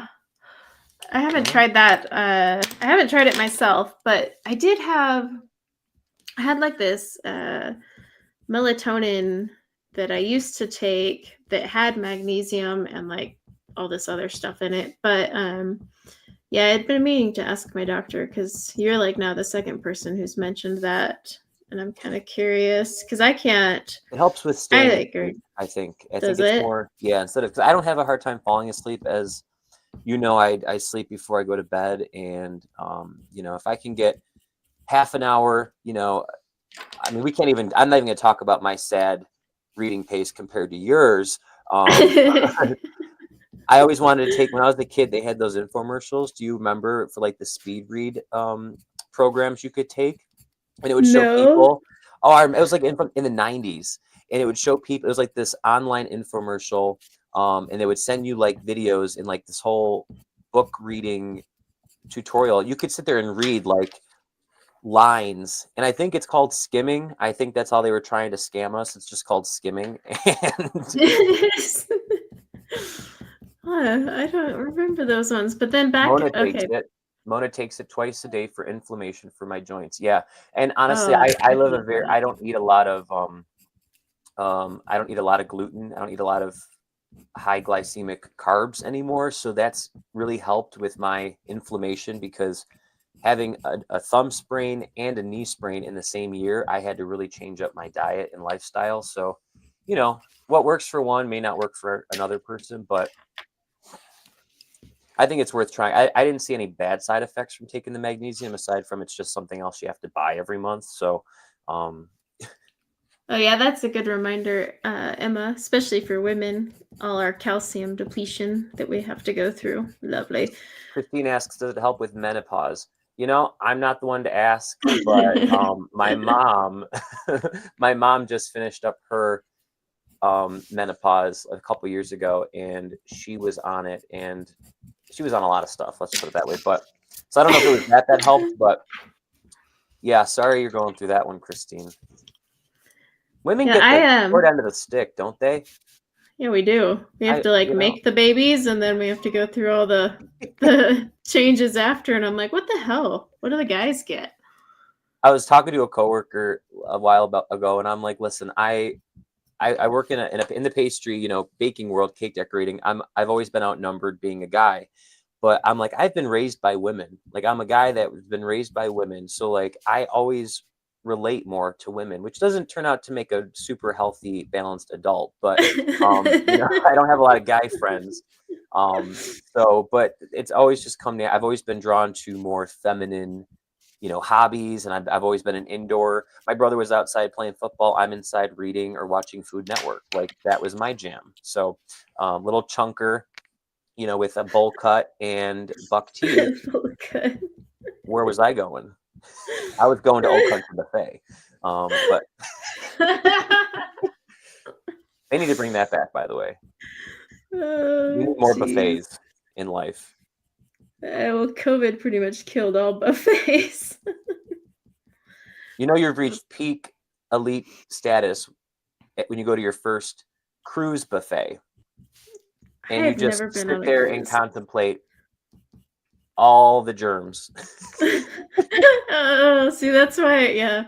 Okay, well, going through culinary school and learning about every single germ possible known to man that can attack you out of nowhere, including the ones that are super rare. But like, we had this whole semester on food safety because, of course. Right. But like, I swear, I was like traumatized. I wouldn't even go near a buffet forever because I was like, nope. Even like with the sneeze guards and everything, like, no, nope. Like the heating dishes, everything that could go wrong, the temperature dropping, and then I'd be sitting there scrutinizing it and being like, okay, but has that been out for more than 2 hours? Because you realize you were now in the red zone. Like, I just couldn't do it. So yeah, it's so important. I don't know. I was noticing, like, so I have a stomach problem, and I started taking those aloe vera gels. I tried the aloe vera juice, but that was rough. I couldn't. How did it taste? That's the thing. It really doesn't taste like much. It's earthy, but it's goopy. I love a juice that's described as earthy. Yum. It's earthy, but it's more so the goopiness that got me, because honestly I was like, this is like swallowing. It's the texture, just like Emma said. It seriously, I thought I was swallowing a booger. I'm sorry, there's no other way to put it. Slimy. And I was like, so the taste isn't bad, it's just the texture. You're just like, slug. I couldn't. It's slimy. It's like literally like, no. It's like cheap old hair gel. Oh man, me and hair gel used to be best friends. LA looks, baby. It was no.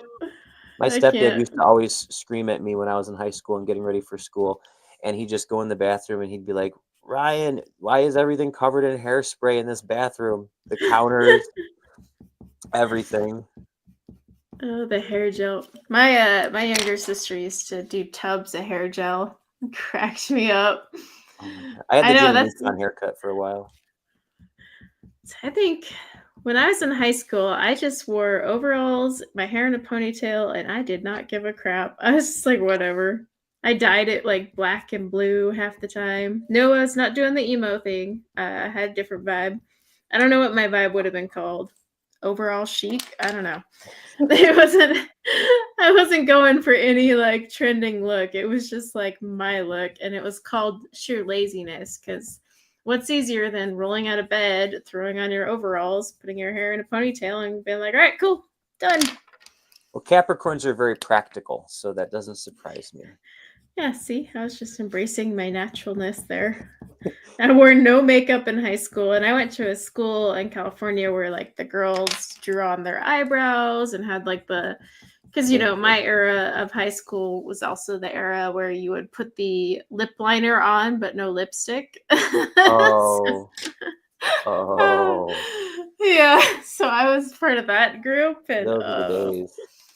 I still look back at pictures sometimes, and I'm like, I can't believe that was ever a style. Why was that a style? Oh God, It's it was iconic. great. I know. It's just sometimes you look back though, and you're like, even like things I wore, I was like, oh my gosh, that can't be ever seen by people. Can't show Visible my grease paint. children. Let's bring that back, you know? Well, and then Remember like those? what's crazy though is like a lot of things are coming back.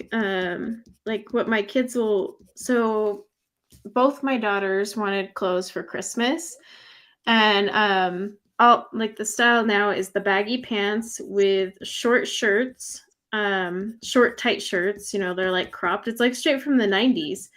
And that's the style, and all the kids walking across the street to the high school are dressed that way. And I'm just like, what the heck? When did this come back? It is nuts. And then, like, I'm not a fan of the whole crop top situation. So I tell my daughters, I'm like, your shirt can be all, like, you know, tight and you can wear your baggy pants, but your belly is not going to be leaving this house shown. I'm that mom now. Hell yeah. My daughter would be going to school in a snowsuit in May. Yeah.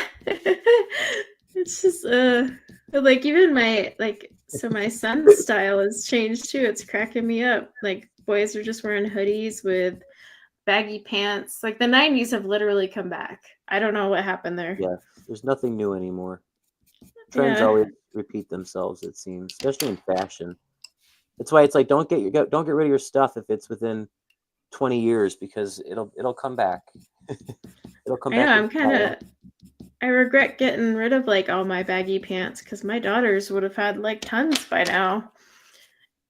But it's the same thing when freaking Crocs became popular and then came back again. And now you can accessorize them. Talk about Crocs. It I kills never me. got it. I know, or Uggs. How about the Uggs? Those are still in too. I don't know what you happened. step in one puddle. Yeah. You're done for. They're useless. That's the thing I don't get. I'm not, I'm a hypocrite, but when I was in high school. I never understood Uggs because they're not made for like if you live in actual snow areas, because they get soaked. Right. But yeah, they were the most impractical thing. But like if you didn't wear them, you weren't cool. But I'm sitting there thinking, gosh, I walk out in the snow and my foot is like frozen and soggy. Thanks. And then you spent what, like $70 on those things just to get the cute fur lining. Right. Right. It's definitely form over function. Yeah. Like a Holbein. Like a Holbein.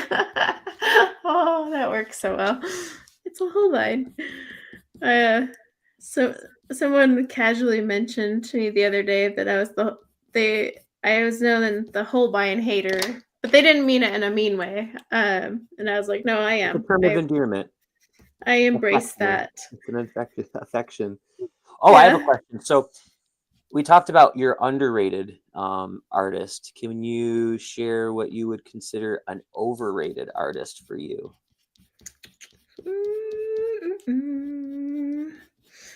Okay, people are gonna get so mad at me. I'll share mine too, just to be fair. All right, an overrated artist. I'll die if it's the same one. Oh, Shannon beat me to it. Johanna Basford. I was just gonna say yeah. I think we can a lot of us will agree to that. It's so I No really shade. do. I really do like Johanna's work, but I do feel she's overrated. And I don't mean it as a slight to her art. She's talented. But I just feel she's just a little overhyped, and yeah, it would be Johanna. But again, no offense to those who love her. I still buy her books. I've got her next one already on pre-order too. So it's not like it's not like I hate her. I just feel she's definitely overhyped. But I do find it funny. But yeah, I am kind of curious how many people feel like she's overhyped. And not No shaming shade. her. Right. Yeah. Not shaming anyone that loves or feels she's overhyped, because you can find an artist overhyped and still buy their work She's and a founding appreciate it. father, you know, of the Yeah, coloring. she really is. But it's just like, it's eventually you get to a point where you're like, okay, there's so many others out there that need the love. But It's yeah, that would incredible. definitely be it. Incredible how much the coloring hobby industry has really just exploded. You know, it hasn't dwindled at all. It wasn't just a passing No. phase, you know, so that's exciting. I know, I was kind of worried when I started my channel back in the day. I was like, I'll, invest in all this stuff and then watch like coloring will be gone. But it's actually kept going and it's staying popular. So that was a relief, because it, especially when you like buy all those coloring supplies and then you're like, oh shoot, this isn't relevant anymore. What am I going to do? I do agree. I think she's so popular because she is the OG book artist. She is pretty much the pioneer of it. There was artists that released books before her. It's just she was the biggest name that started to pop up. But like I said, I buy her stuff. I was actually never a true Johanna fan till Ivy and the Inky Butterfly came out. Before that, I was just kind of like, it's all right, because the line work was really small for my taste back then. But when she came out with Ivy and the Inky Butterfly, I was like, all right, I like this book. It's cool and stuff like that. And I've noticed that like between Kirby and Johanna too, like they start off, their early works really are very busy and almost kind of cluttered. And then you can see their evolution and they kind of tailor it to a more simplified, coloring friendly, keeping in mind that it's going to be colored by a lot of amateur, hobbyists. I think that's a smart move on their part. Makes it more approachable. I was glad when Kirby stopped doing like all the little hidden crap, and he was just like, never mind, I'm going this route. Right. I'm excited for his new book. It. I know. Well, the cover's all released now. It looks it's so. It's not a compilation. No.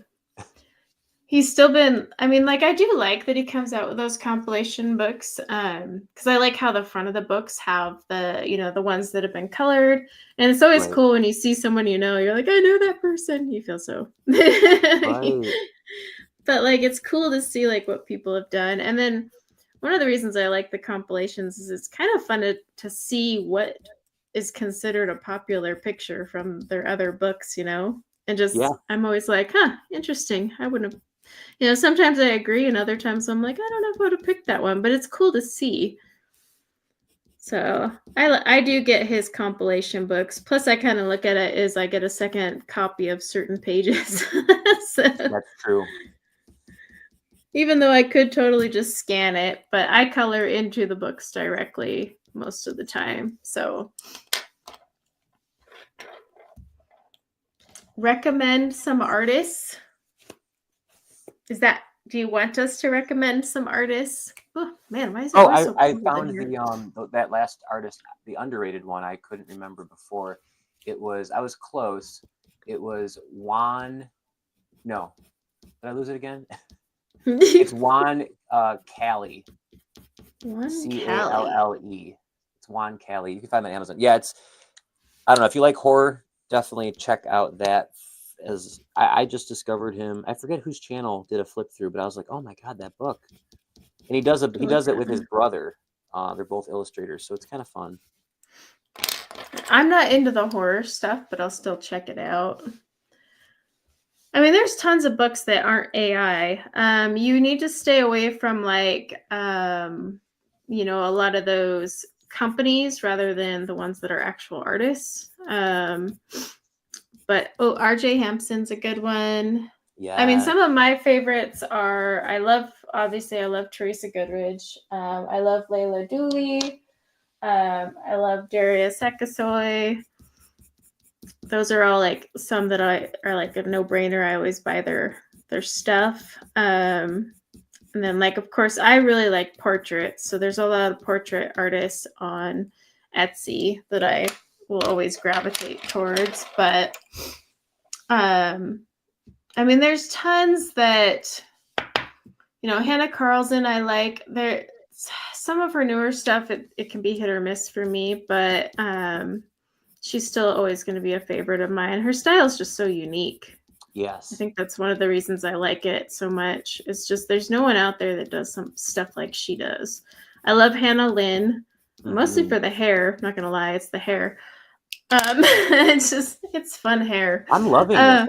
I might just start doing more Hannah Lynn now because I really need more practice with portraits. I kind of avoid them because they're so because people know what a face is supposed to look like. You know, there's sometimes you can, if you do fantasy stuff, you get so much more freedom to kind of, maybe improvise and not, shade things correctly. Well, so like I went through a whole phase where I was I saw your comment, Emma. I went through a whole phase where I took all of my Hannah Lynn books and I just started coloring only the hair. Because it was like my coloring therapy for like 2 months straight. I literally just colored. I need to do a flip through one of these days and just show everyone like all these books I finished with only the hair. But I started writing down all the combos. So I have like a whole notebook of all these hair combos from Hannah Lynn. But Hannah Lynn's kind of fun, right? Because she doesn't really give you a nose. So you can pick to either add the nose, and you can add the nose. Yeah, but you can add the nose in different ways. Like there's so many ways people add the nose. Like you can look and just kind of get an idea of it. You could really just put underneath it too, if you didn't want to draw anything in there. Well, and if you look at how she colors her own, she doesn't add the nose in. Oh, yeah.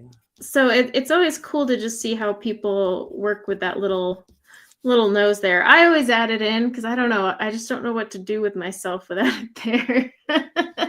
So I'm like, yeah.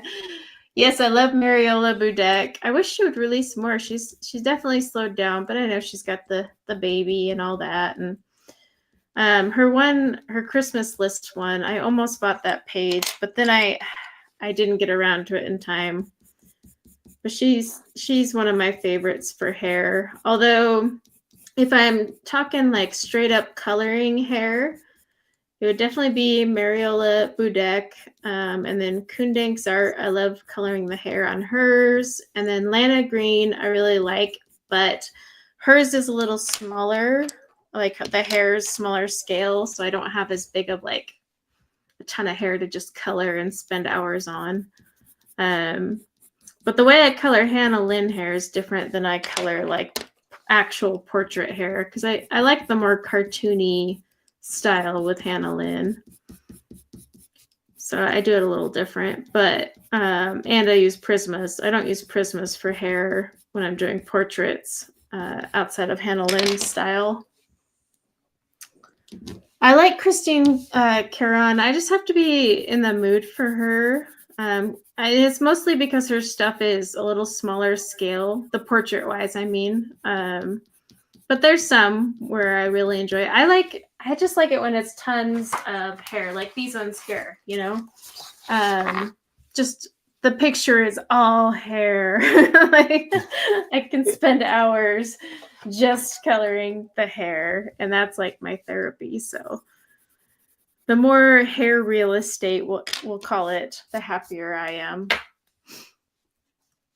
Yes, Yana Prosperina is good. I like Yana's because hers are kind of like with Hannah Lynn. I treat them a little different.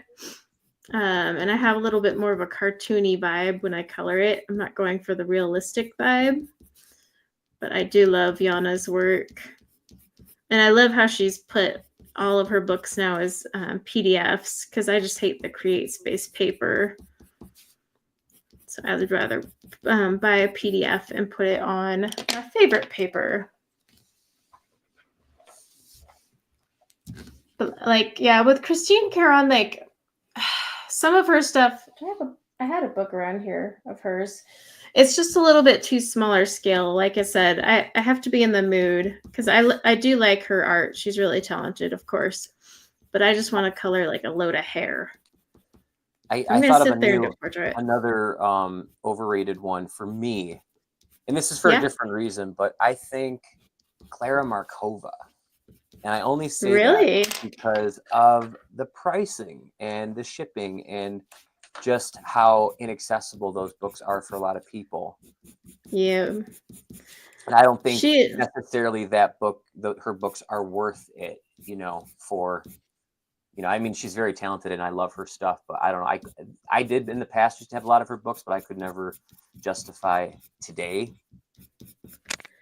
That's the problem. Yeah, hers aren't. So I really do like her books and I love coloring in them. But I will Erica agree agrees they're with me. not Thank goodness someone did. they're not easily accessible, and I do agree with that, because I mean, to get them, you either buy them off her store or her Etsy, but no matter what, you are paying a chunk of change in shipping, along with just a chunk of change for the book itself. So they're not very accessible to a lot of people. And then what sucks is like her older ones you can't even get, they're out of print, you know, so like if you miss those, you can never get them again. But I do like her. But I do like agree. her too, believe me. Yeah, because I just got her newest one. She's been like releasing books like crazy lately. I don't know what happened there. She used to be more like a here and there, and now she's like, look at me. Oh, her characters. Yeah, I must say, when she does like people, sometimes you're sitting there like, what on That's what earth? nightmares are made of, Corey. Yeah. Yeah, she's not the best at those. I did order the new whatchamacallit? Can't even use my words right now. What is her name? Holy crap. Something about being live or being on camera. Oh, my brain yeah, I always... know. I got the new Maria Trolle, the one you had to get from iMusic, which I, by the way, hate doing, but I did it anyway because that was my birthday gift to myself. It finally came, so I'll have to do a flip through of it, but I haven't even opened it. It's sitting there to surprise myself, but we'll see. She's an artist I like. I did laugh when she said her new one might not come to the US, and I was like, oh, whatever. We all know it will. Like, I would be surprised if it didn't. But I don't know when that one will actually release on like Amazon US. But her stuff's pretty fun. But again, I've got to be in the mood to color flowers and stuff like that. Mm-hmm. That's what that's what I colored almost exclusively in rehab. Was I had a Jade Summer. My mom sent me a couple Jade Summer books, and then the 120 set of Castle art pencils when they were like, it was when like they their used only to be budget set. friendly. Yeah, when they were like first, it was the only set they offered back then in 2019, and I was like, I was so happy. Like I felt like a full-on artist with that. I've never had a tin of pencils before, you know, and it was just like, actually they had to go through like a whole bunch of people up the ladder to see if I could even keep them, because they were trying to say that pencils could be used as a weapon. And I'm like, have you met me? What am I doing with these pencils? The only thing I'm doing with these pencils is messing up art pages. That's what I need to be arrested for, my coloring back then. You should have been like, the only weapon here is the fact that these are very dusty and break easily, so they're not going to hurt anybody. Have you met the Castle art pencils? No, I'm just kidding. For real. They weren't one of my favorites. I'm mean to them, but those are dusty suckers. That was the thing that got me. I was like, holy crap, look at all this dust. They're just trying to put lipstick on a pig, you know, and it's like, can you just like just be a little bit more real about your product? And like, it's not the greatest thing out there, and your prices need to reflect that. Well, back when I bought them, they were prey cheap. on all the new people, all the, you know, they prey on the people that don't know any better, I think. Well, because like when they first released, they were like actually affordable, and then they started raising their prices, and I was like, whoa, what are we doing here? Because unless you're gonna reformulate, like, you know, your pencils and make them worth it.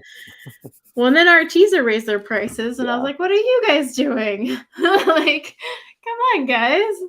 You guys are not budget friendly, and you're not artist grade. So what category are you trying to slide into here? I think it's kind of our fault, Corey, because the more people talk about their product, the more in demand it becomes, and then the more that they can Yeah. buy. So I think back in the day when there was very little in terms of budget pencils, I mean, there really wasn't a lot of brands on the market before the pandemic that, Yep. besides like the Crayolas and as far as I know.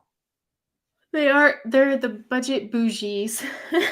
Like Emma said, budget pencils is bougie prices. Budget bougie I can relate to pencils. that. Yeah, what sucks is like I actually didn't mind the Castle Art golds, but the price tag on them, I was like, yeah, no, I'm not playing with that. Same thing with like their pastel set. I was like, I actually like these, but then the price tag is like, nope, I can't like them for that price. I never liked the regular pencils though. Gosh, those things have driven me up the wall. They were like I don't know, they didn't fit my style. But I mean, yeah, the Brute Footer squares, those are tragic because anytime they do finally pop up, I'm like, grab it. Yeah, they're Like, not in stock anymore. no, it's I don't know. That's the problem though with like those actual budget pencil brands like that. They come and go, and when they go out of stock, it's like they may never come back. I think I So saw them on Alibaba or like yeah. AliExpress, but I think they only come with the Chinese names on them. So, And I never ended up getting one of the sets with the English names. Because at the time I had just purchased a new set and it had just the Chinese or whatever on it. But and then like right after that they were like, oh, here you go, it's in English. And then right after that they're like, never mind, we stopped making them. It's just, well, there we go.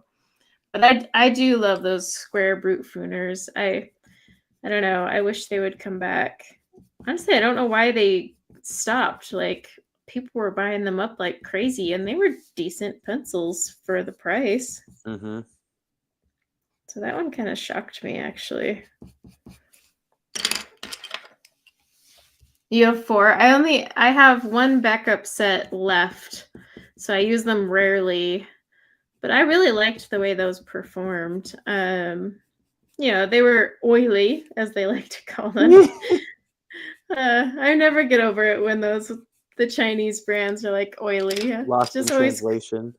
yeah, it cracks me up. It's an oily pencil. I mean, and granted, they were super full of fillers and really not your traditional transparent, layerable, oily type of pencil, but whatever. They're still fun. Yeah, they were more waxy than oily feeling, if I remember correctly. But they did. The nice thing is they still acted more like an oil-based pencil, like the way they laid down and whatnot. It's just they had fillers. They were a little bit more opaque. But I didn't get like any, the blooming that you would normally get. That was Right. nice. And then again, they were a genuine budget pencil. Because gosh, weren't they like $20 for like the 120? You could get them at that price. Yep. Yeah, and sometimes they would have like a coupon that brought them even lower, and I'm like, holy crap! Maybe they lost money on it and now they're out of business. Maybe. I would have bought them even if they raised it up a little bit, not a lot, a little. But I don't know. It was nice. If they ever do pop back up, because they still do every now and then pop back up, I try to snag them because I'm down to one backup set. And that was the one bummer. It's like, I know. It's just a bummer though with those budget sets because you run out of a pencil color and you're like, oh crap, I need to go buy the whole set again just for this one stupid color. And it's always like the color that's obviously your favorite. That's why you run out of it. But the macaroon sets, they made decent ones of those. I mean, I would say by far my favorite pastels. It would honestly be the Indra ones, which also you can't get your hands on. Those freaking Indra pastels. It's a bummer. They pop up sometimes, but you can't get. It's just like the Brute Fooners. It's like, there they are, and they're gone. It's ethereal. but they were nice. Yeah, the Brute Pruner squares, they sell them when they pop up on occasion, but it's nothing like before. You can't just get them on the ready like you used to. Yeah, the Indra are probably expensive for you guys. Like out here, that I think it was like a 72 count pastel set, and it was really cheap, and they were really nice. I liked them. I really liked the black wood too with that pastel. I was like, ooh, these are fancy.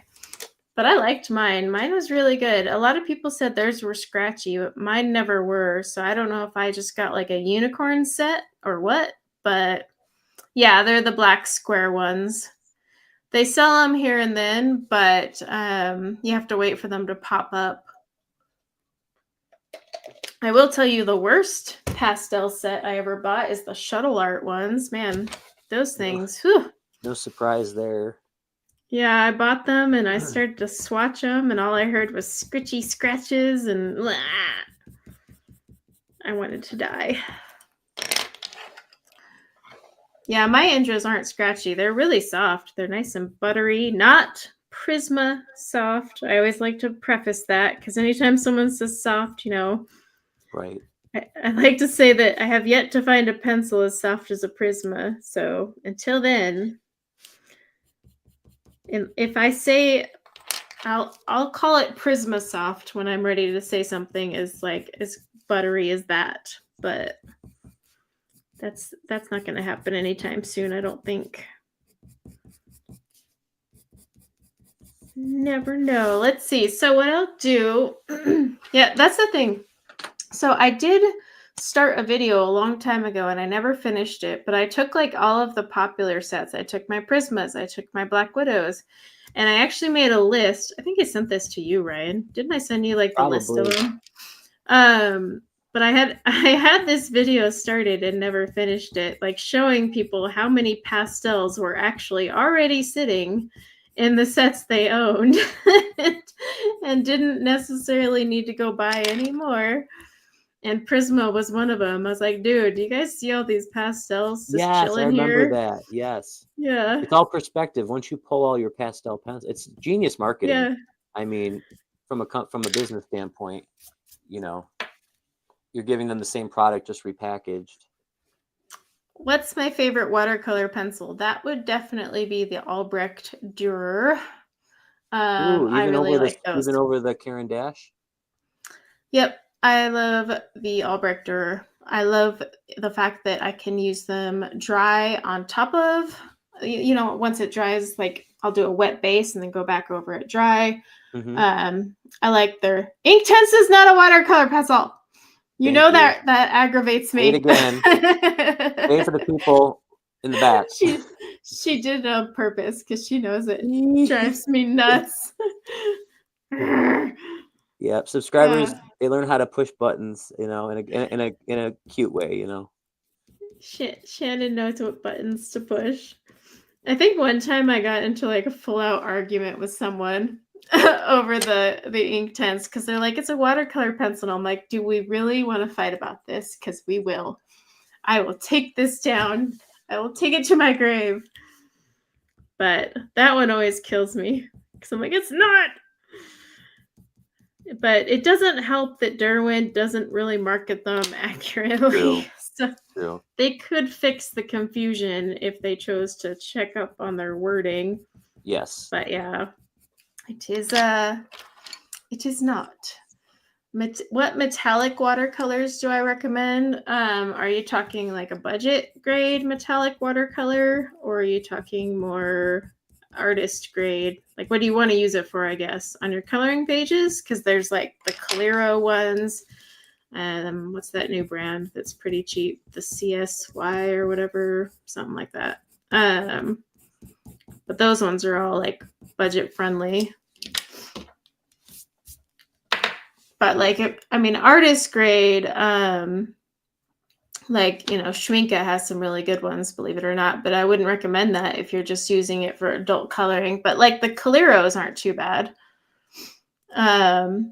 Yeah, you would think the name Inktense would give it away, but believe it or not, a lot of people still, to this day, call them watercolor pencils. And I was like, okay, it's all right. I'm just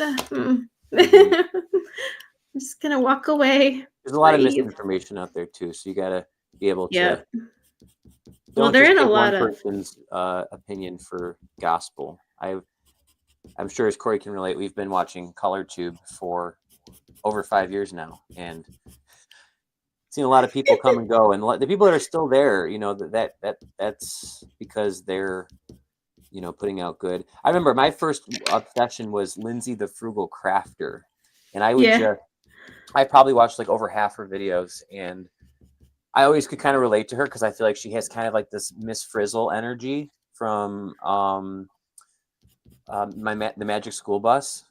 Uh-huh. She kind of gives off that vibe, and she's also just very animated and very kind of over the top. And I don't know, she's like, as a YouTuber, I'm like, I love her. Your Pablo review says they're oil-based. Did Carandash reach out to you and get snarky? Because they do. If you ever talk to Carandash about anything oil-based, they get really ticked off. They're like, we do not do oil-based pencils. Which makes me laugh because I'm like, well, there is oil in it. You can't just make full-on wax pencil, and you guys know this, I would hope. But yeah, they get really touchy on that one. I didn't know that. Yeah, they get really snarky. They're the Prada, they're the Hermes of frickin'. Well, it doesn't help because there's a lot of reviews that had said that they were oil-based, but in their defense, Carandash doesn't help with how they market the pencils. So Carandash made their own mistake, but if you ever reach out to them, in fact, there was one YouTuber, Carandash, like reached out and was like, you need to fix this because you got it wrong. And I can't remember who it was because he pointed it out to them. He's like, okay, well, check your own website, and then how about you fix it? Then I'll fix my own. But it's just, I don't know. But yeah, Lindsay was the Frugal Crafter. She was freaking hilarious. She's actually really nice too. I remember I reached out to her once with a question, and she actually like replied. And I was like, yeah, I really didn't expect you to reply to me because she's so, busy and stuff. But she like came back and answered my question because I had a question about watercolors. So she's pretty cool. I took one of her classes through Michael's once, and that was really fun because she used to host them on Michael's and other like craft stores, and you could do like live lessons with her. It was pretty cool. Yeah, it was the Art Gear Guide. He's funny. Like, he got in massive fights, but he was like, dude, I'm gonna say it's oil-based till you correct it. That guy cracked me up. He was very honest and super talented too, but and he would get so much crap from people. That's one thing about YouTube I still don't like, is just how evil people can be. All right, what I think I'm going to do is do the giveaway. So like I said, the people that filled out the form, I'll announce after the stream and let them know that they've won their PDF.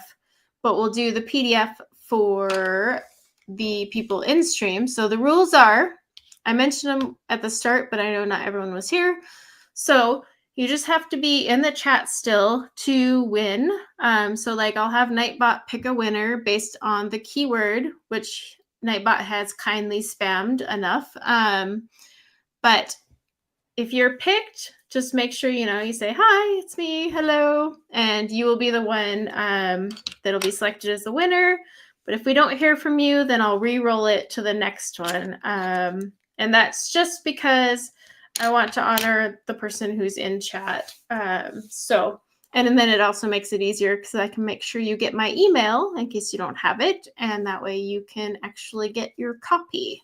So I am going to go ahead and roll it right now. I know a few of you are adding it right now. I'll give you like a couple more seconds to add it if you haven't. just so you have the chance. Now, don't add it more than once because it does have the spam thingamajigger on, so it will turn off or kick you out of the competition if you have been considered a spammer. All right, so I'm gonna roll it and let's see who wins. And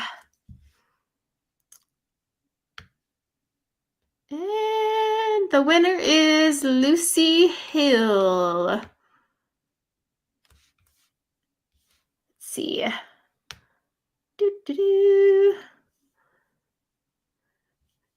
And Shannon beat me to my email. Like I said, she's a ninja. So, oh, and Lucy's here. Yay, congrats. There's my email. I pinned it.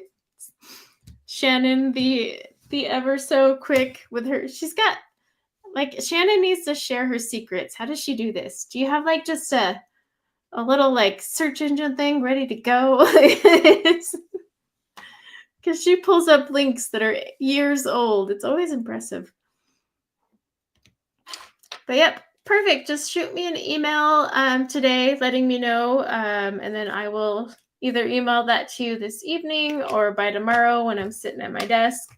I'm avoiding my desk right now because I'm having writer's block / writer's meltdown. I don't know what you would call it. Do I have a color combo for Prisma Ash Blonde hair? I do. I don't have my normal thing here. You know what? Shoot me an email and I will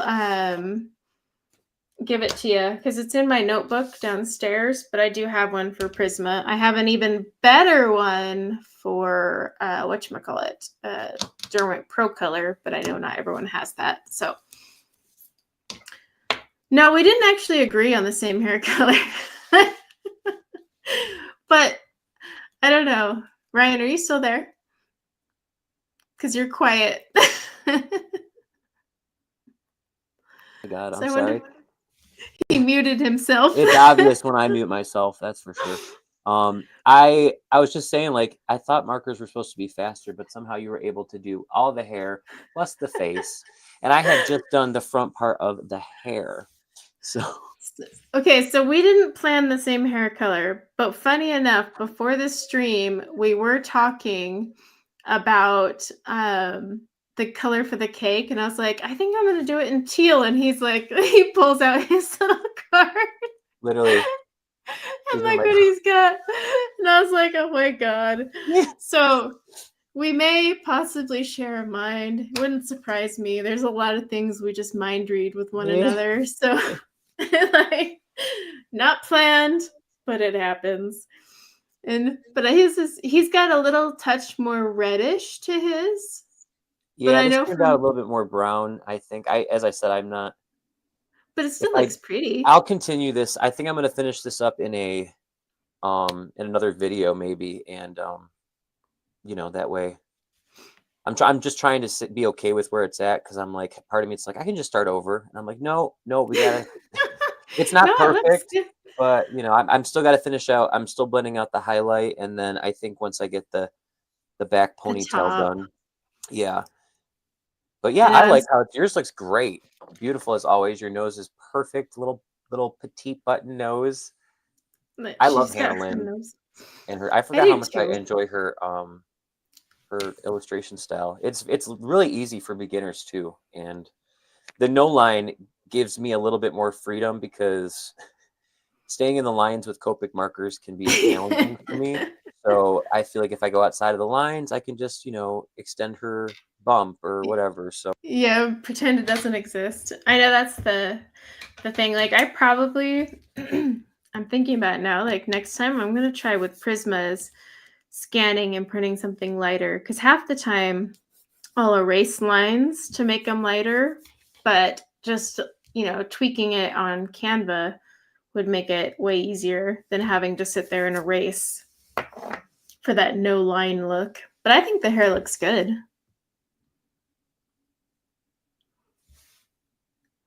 Oh, thanks, Emma. Just kidding. But yeah, I think what we'll do, because we're already at 2.5 hours, and Ryan hasn't streamed in a while, so it's probably been a good exercise for him. But for me, I'm always like, oh, 2 hours, my back, and I'm aging. We're past that now. Two I and a know. half. We made it 2.5.